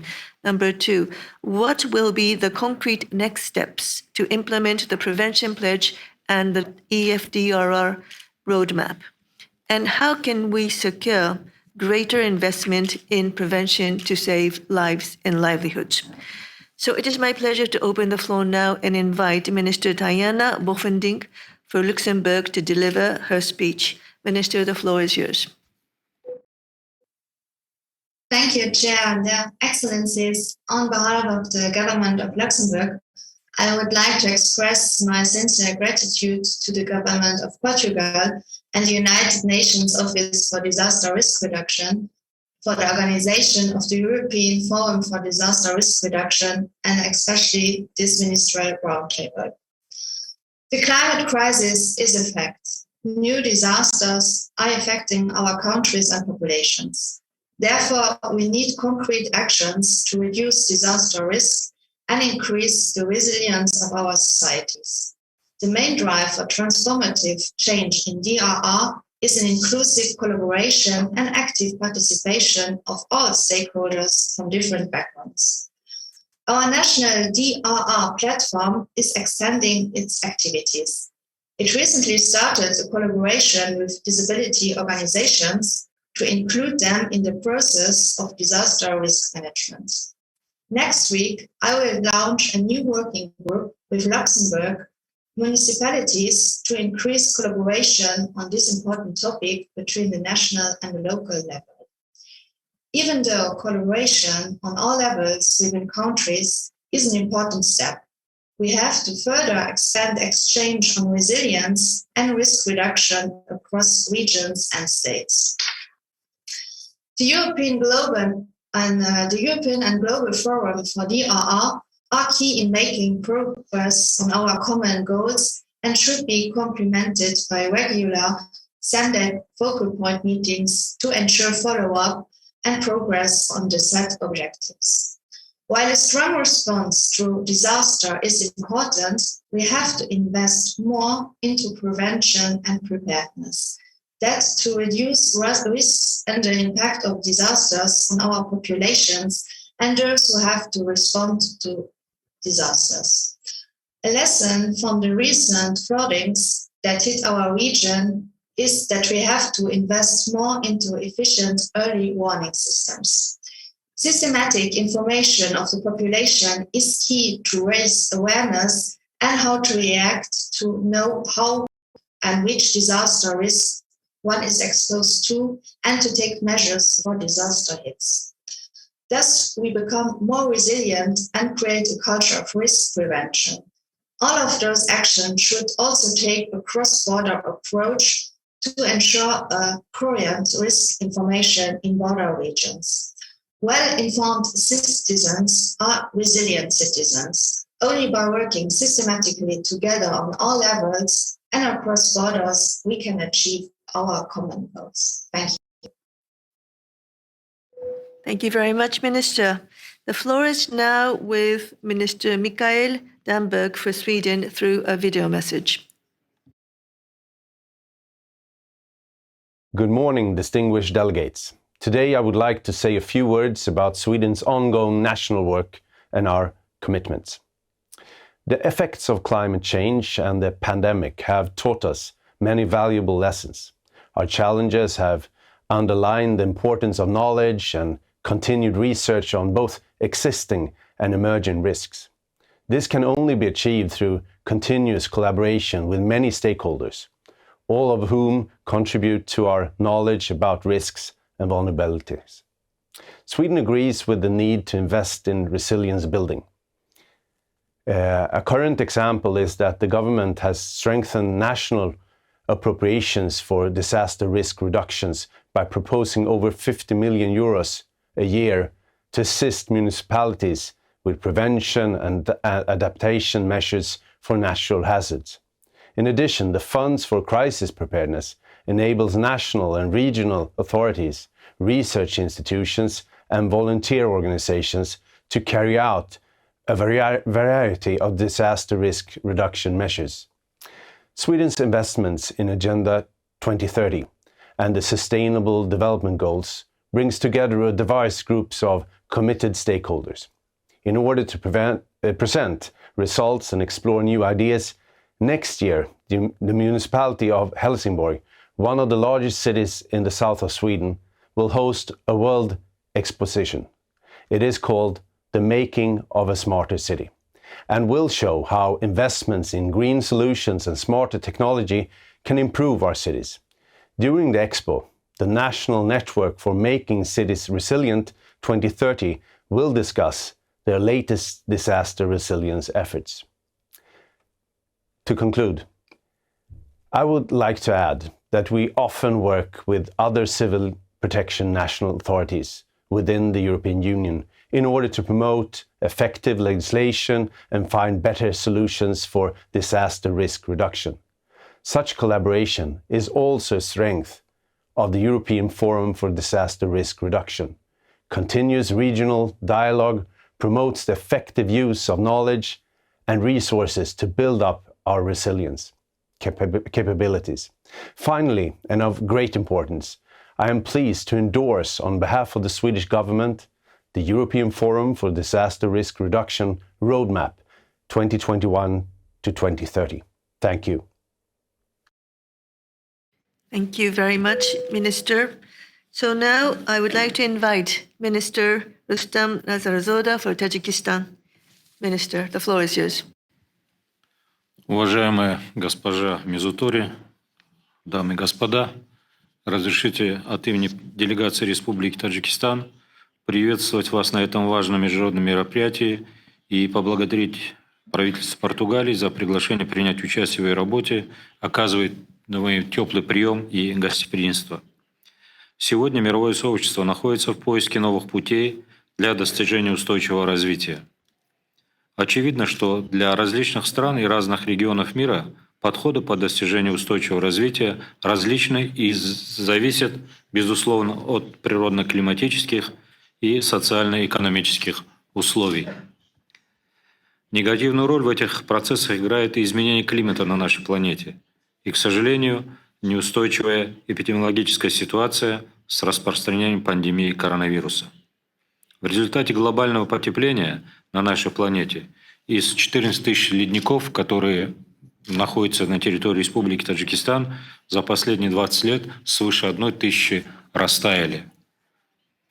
Негативную роль в этих процессах в нашем регионе будет играть и ситуация, которая в настоящее время складывается в Афганистане, с которым Таджикистан имеет общую границу протяженностью более 1344 километра.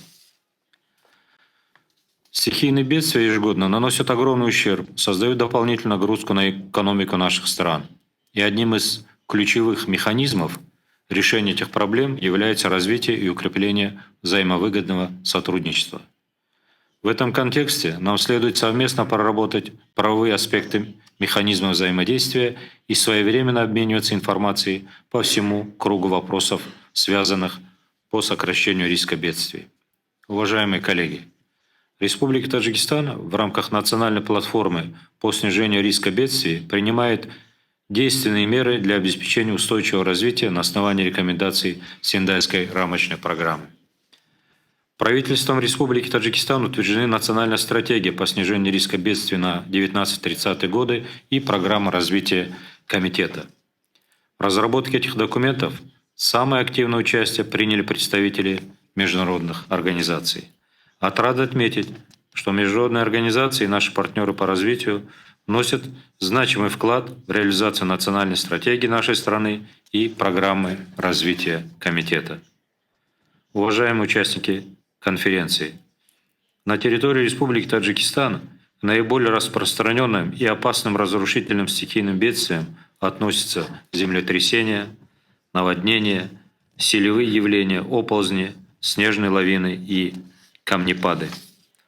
Только последние 5 лет Зарегистрировано 304 чрезвычайных ситуаций, нанесших значительный ущерб экономике, сельскому и дорожному хозяйству страны. Было разрушено 2796 жилых домов граждан, из которых 499 дома полностью были разрушены. За этот период, к сожалению, погибло 147 человек. Материальный ущерб составил более $100 миллионов Соединенных Штатов Америки. Уважаемые участники форума, правительство нашей страны еще раз подтверждает свою твердую готовность укреплять международное сотрудничество в сфере снижения риска бедствий, активно участвовать в работе важных региональных встреч. Так, только за последние годы Республика Таджикистан подписано ряд межправительственных соглашений о взаимопонимании, подписаны меморандумы и планы мероприятий по сотрудничеству с международными организациями, со спасательными службами стран-партнеров. Одним из важных направлений нашей деятельности является укрепление и повышение эффективности взаимодействия с нашими соседями при возникновении трансграничных чрезвычайных ситуаций. В этом контексте проводится совместное заседание коллегии комитета с министерствами по чрезвычайным ситуациям Кыргызской Республики и Республики Узбекистан. Недавно, 4-5 ноября этого года, в городе Ташкенте состоялся региональный форум совещаний глав чрезвычайных ведомств стран Центральной Азии, на котором принято ряд документов, направленных на укрепление сотрудничества и взаимодействия по вопросам сокращения риска бедствий. Уважаемые участники Европейского форума, наша страна в рамках реализации Сендайской рамочной программы и новой национальной стратегии в ближайшие годы планирует совершенствовать единую государственную систему по предупреждению и ликвидации чрезвычайных ситуаций, реформировать и укреплять органы управления, уполномоченные по расширению задач сокращения риска бедствий, ликвидации последствий ЧС и, в первую очередь, Центр управления кризисными ситуациями, развивать и укреплять материально-техническую базу поисково-спасательных подразделений, а также учебных центров по их подготовке, создать центры по подготовке водолазов, кинологической службы и психологической помощи, расширять и укреплять международное сотрудничество. Желаю всем нам плодотворного сотрудничества и успехов в нашей совместной работе. Благодарю вас за внимание.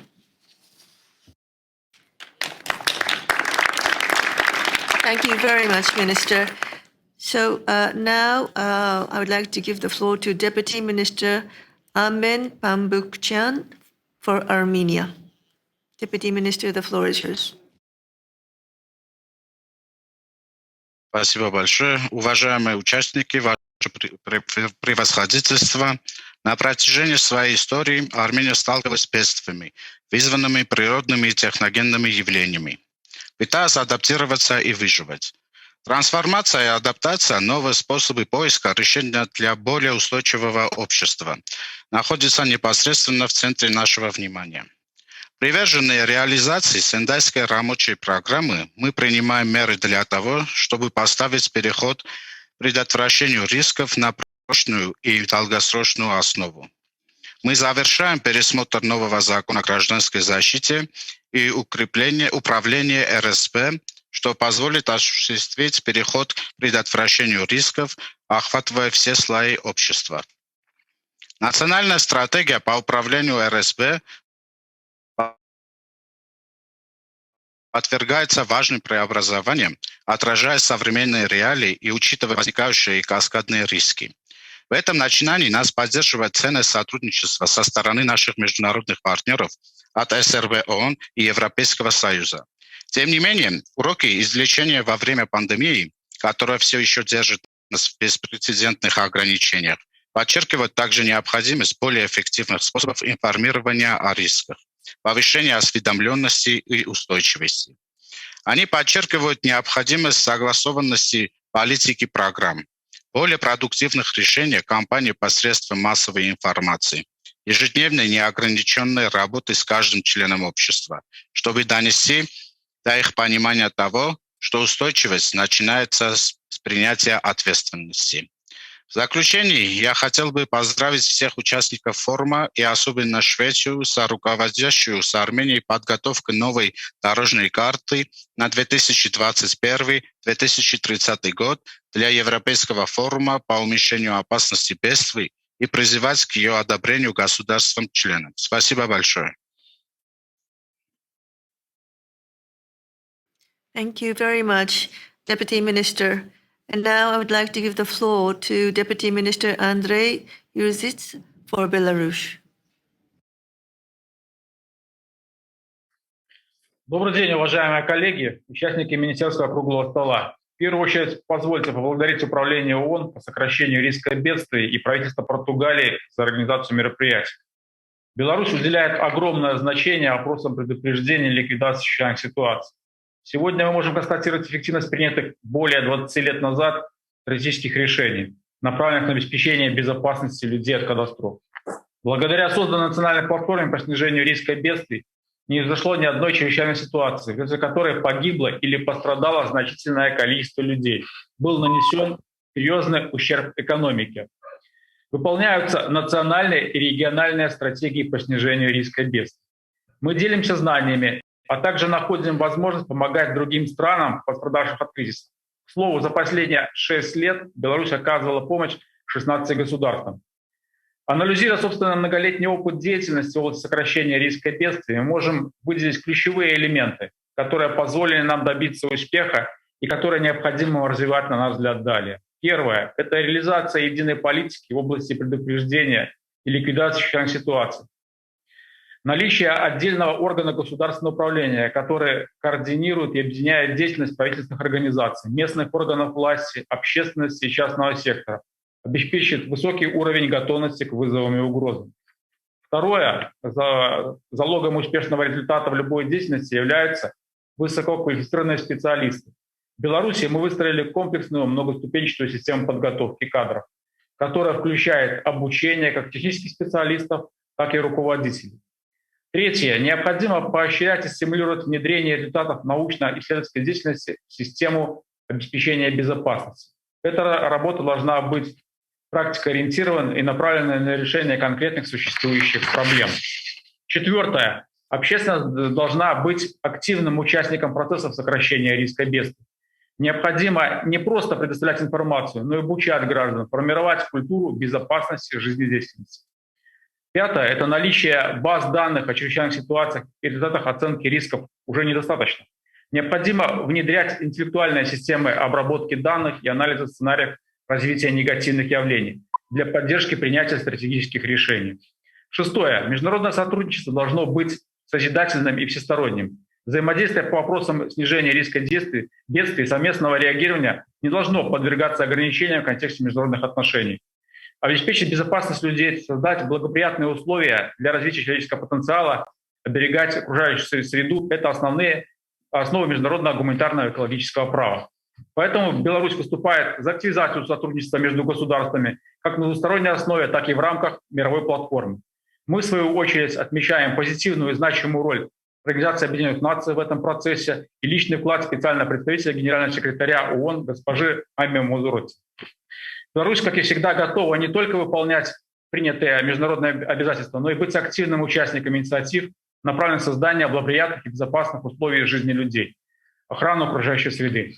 Спасибо за внимание. Доклад закончен.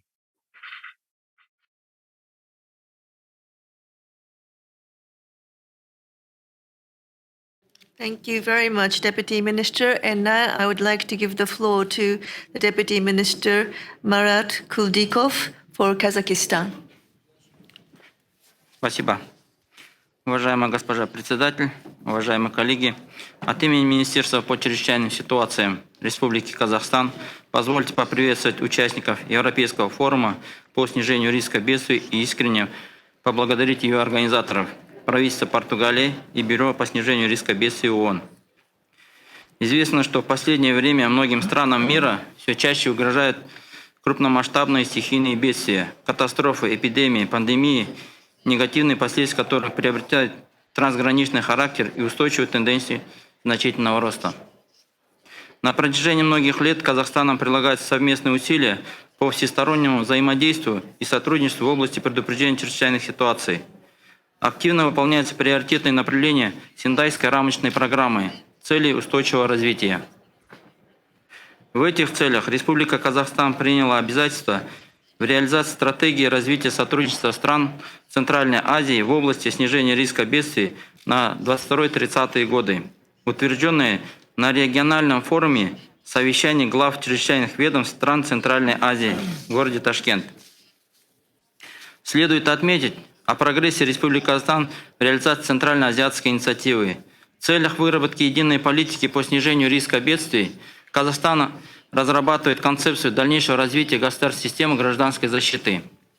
Также МЧС Казахстана совместно с заинтересованными государственными органами успешно реализует ряд дорожных карт по предупреждению паводковых, селевых, оползневых угроз по обеспечению сейсмической безопасности страны. Совместно с УСРБ ООН ведется работа по внедрению системы учета данных Дизинвентарь Синдай. Одновременно в 2021 году введена в опытную эксплуатацию автоматизированная информационно-управляющая система по чрезвычайным ситуациям. Наряду с этим проводится работа по созданию единой системы оповещения путем интеграции систем раннего оповещения через мобильное приложение. В мобильном приложении реализован функционал по отправке в автоматическом режиме соответствующих сообщений на смартфоны населения при срабатывании сейсмодатчиков в случае землетрясения с магнитудой 6 и более баллов. В целях качественного сбора данных по ущербу от чрезвычайных ситуаций разработаны и утверждены формы, предназначенные для сбора административных данных в сфере гражданской защиты. Данные формы предусматривают дезагрегированный сбор данных о сведениях о нанесенном ущербе на объекты хозяйственной и жизнедеятельности в результате ЧС, о нанесенном ущербе в результате ЧС в сельском и лесном хозяйстве, животноводстве, сельскохозяйственной продукции, оборудования и техники. Хотелось бы отдельно остановиться на работе, проводимой по международному сотрудничеству. По инициативе правительства Республики Казахстан и Кыргызской Республики в 2016 году создан Центр по чрезвычайным ситуациям и снижению риска бедствий. Решением Бюро ООН по снижению риска бедствий Центру присвоен статус регионального ресурсного центра по мониторингу исполнения Синдайской рамочной программы по снижению риска бедствий на 15-30-е годы в регионе Центральной Азии и Южного Кавказа. Центром организованного взаимодействия с более чем 50 агентствами ООН, международными и неправительственными организациями. Еще раз хочу поблагодарить организаторов сегодняшнего форума за возможность непосредственно прямого обмена опытом между странами, а также разрешите заверить участников форума, что Республика Казахстан твердо намерена добиться выполнения всех задач, поставленных в Синдайской рамочной программе. Благодарю за внимание.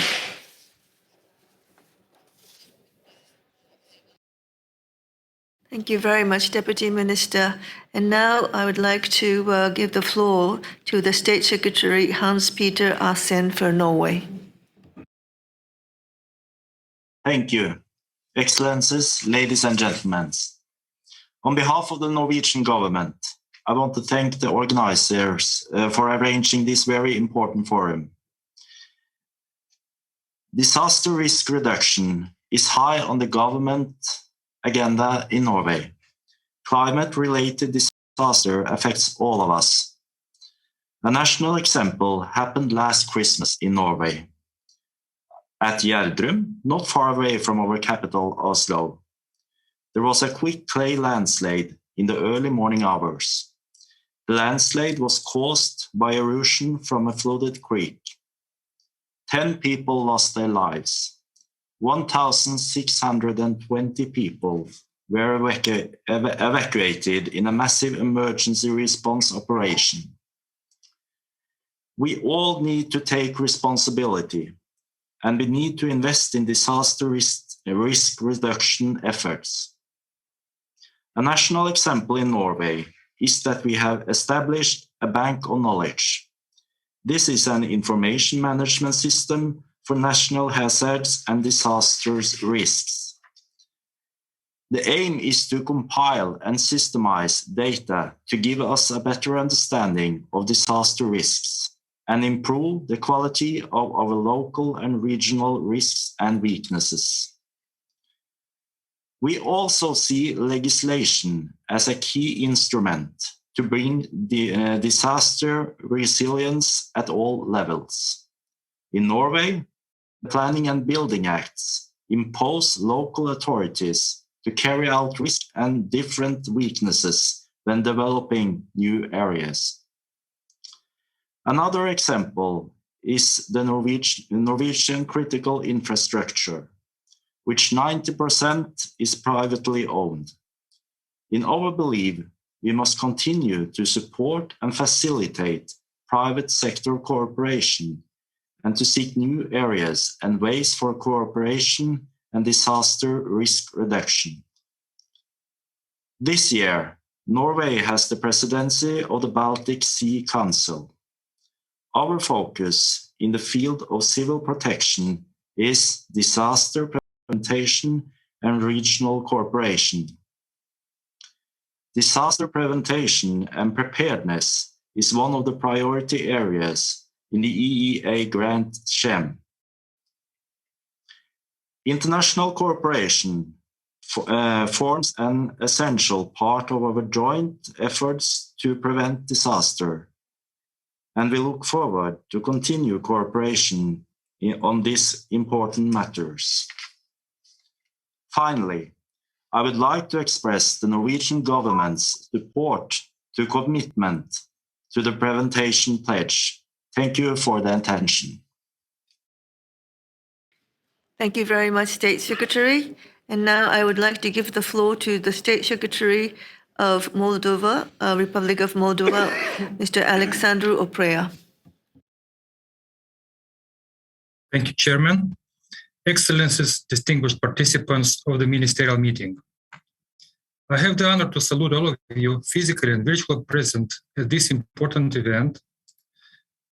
And from the very beginning, I express my deepest appreciations to EF DRR and the government of Portugal, which accepted to host and succeeded to organize and bring together all us at this Ministerial Roundtable and the European Forum for Disaster Risk Reduction under complicated pandemic conditions. The Republic of Moldova, the government of which I am honored to represent, shares mainly similar disaster profile and trends as many other states in the region. Being located at the external border of the European Union and having cooperating under the association agreement with the EU, my country is making efforts to harness this opportunity and approach the existing European instrument for disaster management. The knowledge and experience acquired from the participation in the EU Civil Protection Mechanism training program and other similar activities have offered us the opportunity to take part in the international humanitarian relief operations. This year, the teams from the Republic of Moldova have been able to undertake for the very first time 2 missions abroad, and both took place in the EU member states. In August, we joined the effort of the Greek authorities to control open fires, and the medical mission related to COVID-19 response in Romania just ended 10 days ago. And of course, we are going to continue increasing our response capabilities for domestic and abroad operations in line with EU standards and procedures. In parallel with that, we have to continue developing our policy documents in order to shift finally from prevention and response concept to multi-phase disaster risk management concept, involving much more stakeholders in this process. The climate change effects on agriculture, the COVID-19 pandemic development, overlapped with the energy security risk in my country's case, show once again the vulnerabilities of the today's society.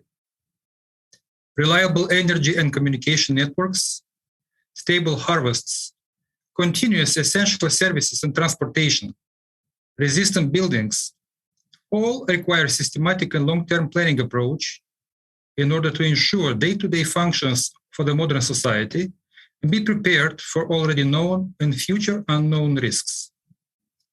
Thus, the cooperation on local, domestic, regional, and global level should be continuously enhanced by joint efforts and much time ahead of a disaster or emergency. This meeting is just an example of such joint efforts on a very large scale, and I thank all people involved in the organization of the meeting and the forum, and also thank each distinguished participant for your valuable contributions. Thank you for your attention. Thank you very much, State Secretary. Now, I understand that unfortunately the Assistant Minister Luka Kasic for Serbia cannot deliver his presentation, but the written text will be duly integrated into the minutes and the outcome of this Ministerial Roundtable. So I would now like to give the floor to the Deputy President of the Disaster and Emergency Management Authority, Mr. Ismail Palakoglu of Turkey. Mr. Palakoglu, the floor is yours. Thank you. Saygıdeğer katılımcılar, her birinizi tek tek saygıyla selamlıyorum. Sizlerle buluşmak benim için memnuniyet vericidir. Türkiye olarak kurduğumuz afet yönetimi ve afet risk yönetimi sistemlerimizde küresel belgeleri birincil referans olarak alıyoruz. Hatta belgelerin ötesine geçecek modeller geliştirmek ve projeler hayata geçirmek için çalışıyoruz.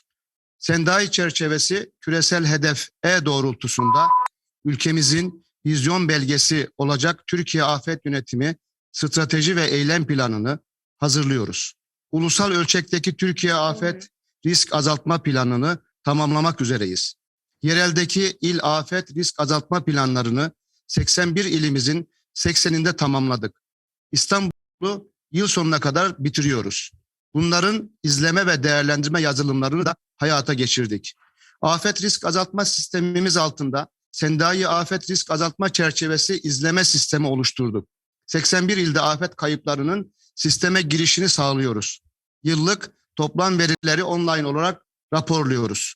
İklim değişikliğinin etkilerini ülkemizde daha önce görmediğimiz tropik fırtınalar, karaya kadar ulaşan hortumlar, çok geniş çaplı orman yangınlarıyla yaşıyoruz. Geçtiğimiz yaz 16 günde tam 54 ilimizde 299 orman yangını yaşadık. Türkiye Afet Yönetim Sistemimizi iklim değişikliğine göre geliştiriyor. AFAD'da buna özel birimler çalıştırıyoruz. Avrupa Komisyonu Sivil Koruma ve İnsani Yardım Genel Müdürlüğü hibesiyle enerji sektörü özelinde kritik altyapılara iklim değişikliğinin etkisi projesini yürütüyoruz. İzmir Ali Ağa bölgesindeki bu projede kritik altyapı sektörlerinden kritik kamu hizmetleri ve kritik üretim ticari sektörleri de ulusal ölçekte çalışıyoruz. Avrupa Birliği İPA 2 kapsamında iklim değişikliğinin neden olabileceği afet risklerinin belirlenmesine yönelik kurumsal kapasitenin artırılması projesini yürütüyoruz. İklim değişikliği kaynaklı afetleri yönetmek ve adapte olmak üzere yerel eylem planlarının hazırlanması için çalışıyoruz. İklim değişikliği yahut salgın hastalıkların etkisi olabileceği endüstriyel kazaların etki alanlarını belirleyen ulusal yazılım geliştirdik. Patlama, yangın ve toksit yayılımları modelleyerek olası kaza etki alanları, fiziksel kaza sonuçları ve boyutlarını belirleyebiliyoruz. Türkiye, afet risklerinin azaltılması platformunun ikinci toplantısını önümüzdeki aylarda öncekinden daha iyisini inşa etmek teması ile gerçekleştireceğiz. Platform ile ülkemizdeki tüm sektörleri afet çatısı altında birleştirerek farkındalık düzeylerini artırıyoruz. Toplumumuzda risk azaltma kültürünü oluşturmak ve önlem alma davranışlarını geliştirmek için 2021 Türkiye Afet Eğitim Yılı programını yürütüyoruz. Yaklaşık 11 ayda yüz yüze ve çevrim içi olarak 48,2 milyon kişiye afet farkındalık eğitimi verdik. Eğitimleri cami avlularından kent meydanlarına kadar vatandaşlara ulaşabildiğimiz her noktada gerçekleştirdik. Ülkemiz, bölgemiz ve dünya genelinde dirençliliği artırmak için iklim değişikliği ve salgın hastalıkları içerecek şekilde çalışmaya devam ediyoruz. Kıymetli katılımcılar, sizlerle birlikte olmaktan duyduğum memnuniyeti tekrar ifade etmek istiyorum. Toplantımızın hayırlara vesile olmasını temenni ediyorum. Gelecekte afet ve acil durum yönetiminin yanı sıra insani krizlerin çözümü için işbirliğimizin daha da güçlenmesini diliyorum ve sözü size bırakıyor, teşekkür ediyorum. Thank you very much, Deputy President. And now I would like to give the floor to the National Director, Cédric Brulé, for France.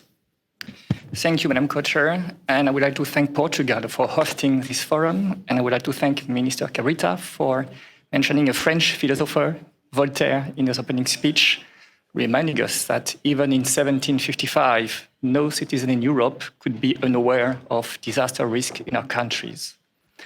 A lot has been said already by previous speakers with inspiring and moving words. So maybe I would just focus on 4 pieces of experience in France. First, knowing and assessing the risk. This is key in life-saving policy. We have a long experience with that, but we need to review and update our assessments. COVID pandemics showed that some risks were not fully estimated, and global warming is raising the biological risks, natural risks, and I would like to mention the NATEC risks, which is natural event leading to a technological disaster. International cooperation is important on this, and we need to share our knowledge. Second is preparing, planning, exercising for crisis. We will never be enough prepared. We need to adapt and be ready to change our plans if unexpected happens. International cooperation is important for this as well. And early warning, as my neighbor mentioned, is very important as well. In France, we invested this year 55 million euros for buying one of the most powerful computers in the world to improve our weather and flood warning system. And we try to share our knowledge with our neighbors, Germany and Belgium, for flood prevention because of the events they had and the neighboring rivers we have. Third is designing our territories and our cities in order to reduce exposure to risk. Land use planning must include natural hazards, technological hazards, and try to think of innovative solutions, including nature-based solutions that Mr. Commissioner mentioned in his opening speech. In France, we launched early this year a competition in 9 areas where local authorities plan an extensive change in the oldest part of the cities. Competing teams composed of experts, architects, engineers, companies were offered to submit proposals for innovative solutions in order to use this opportunity to make these territories more resilient. We had a lot of success, too much teams to be very honest, and winning teams and solutions will be made public next month. We try to work on existing buildings as well. We have a national fund for that, which was raised by 50% this year, with 2 priorities, floods and earthquakes in our territories in the Caribbean Sea, with a priority of trying to make the buildings hosting management, crisis management teams, rescue teams, hospitals and schools more likely to resist earthquakes. And fourth, maybe most important, raising awareness and involvement of all stakeholders, including citizens. We launched 2 campaigns this year, communication campaigns in France on forest fires before the summer and flash flood. And the government issued last month an ambitious action plan in order to raise the culture of risk among citizens. When we look at it, in a very short time, we could make all citizens aware of preventive measures regarding COVID-19 exposure, like wearing a face mask, not shaking hands, considering vaccination. We need to achieve the same results with all kinds of disasters. Thank you. Thank you very much, Mr. Brouillet. And now I would like to give the floor to Director Konrad Korpowski for Poland. Director, the floor is yours. Thank you very much. Ladies and gentlemen, in fact, we are meeting today to discuss how to build resilience.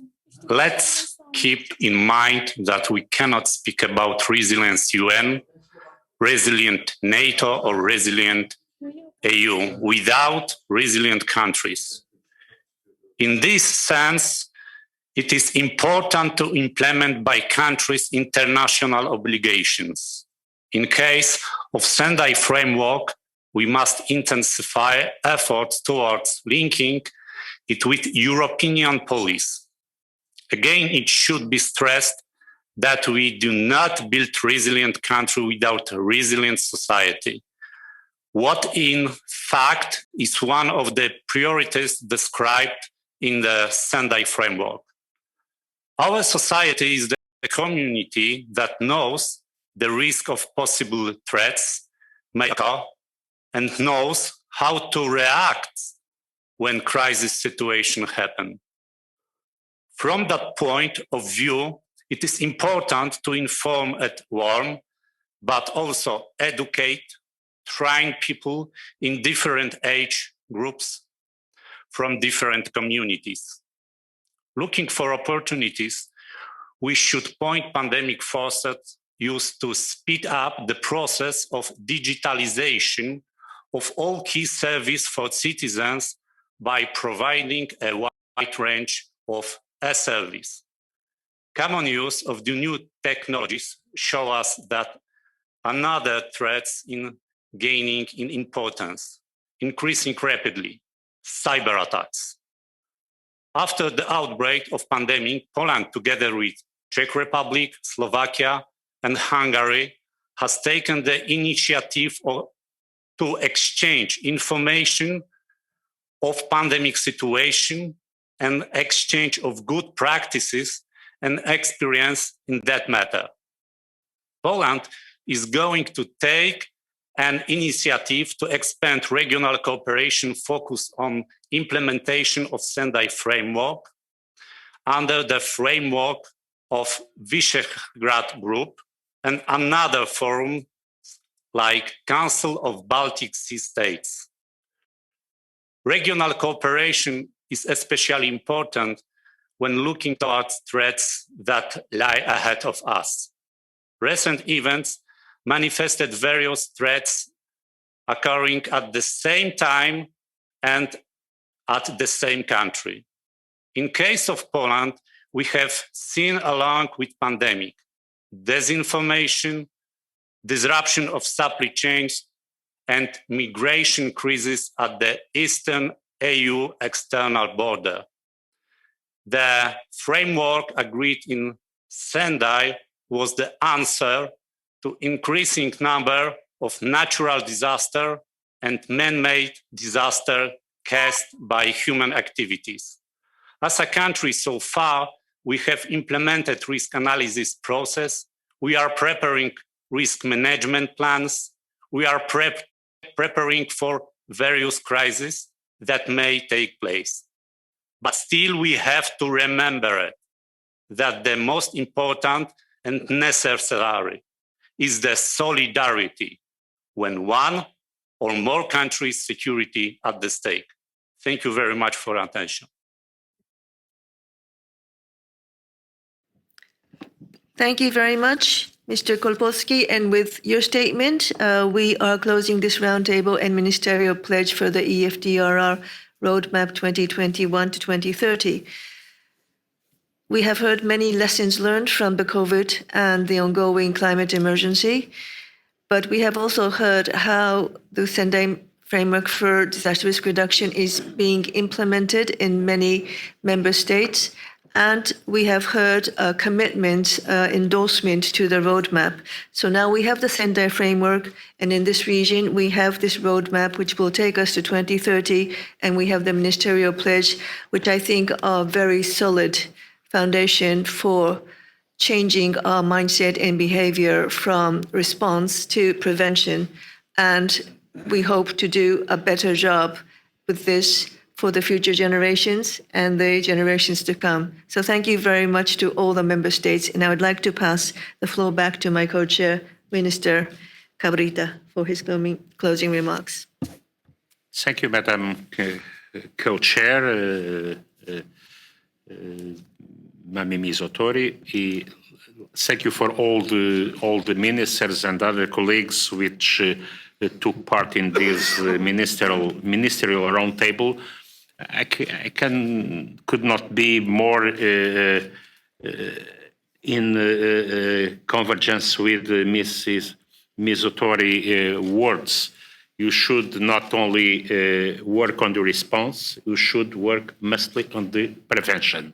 Prevention, preparedness are our top priorities, and you should try to anticipate the challenges we face.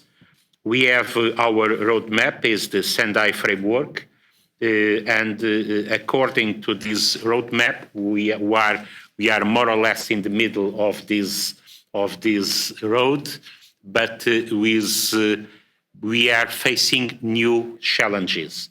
The COVID-19 is certainly the most relevant new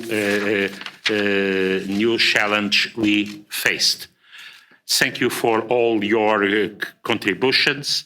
Now I invite you to join together downstairs to the family photo, and then also join us signing symbolically the pledge we committed with this common work. Thank you.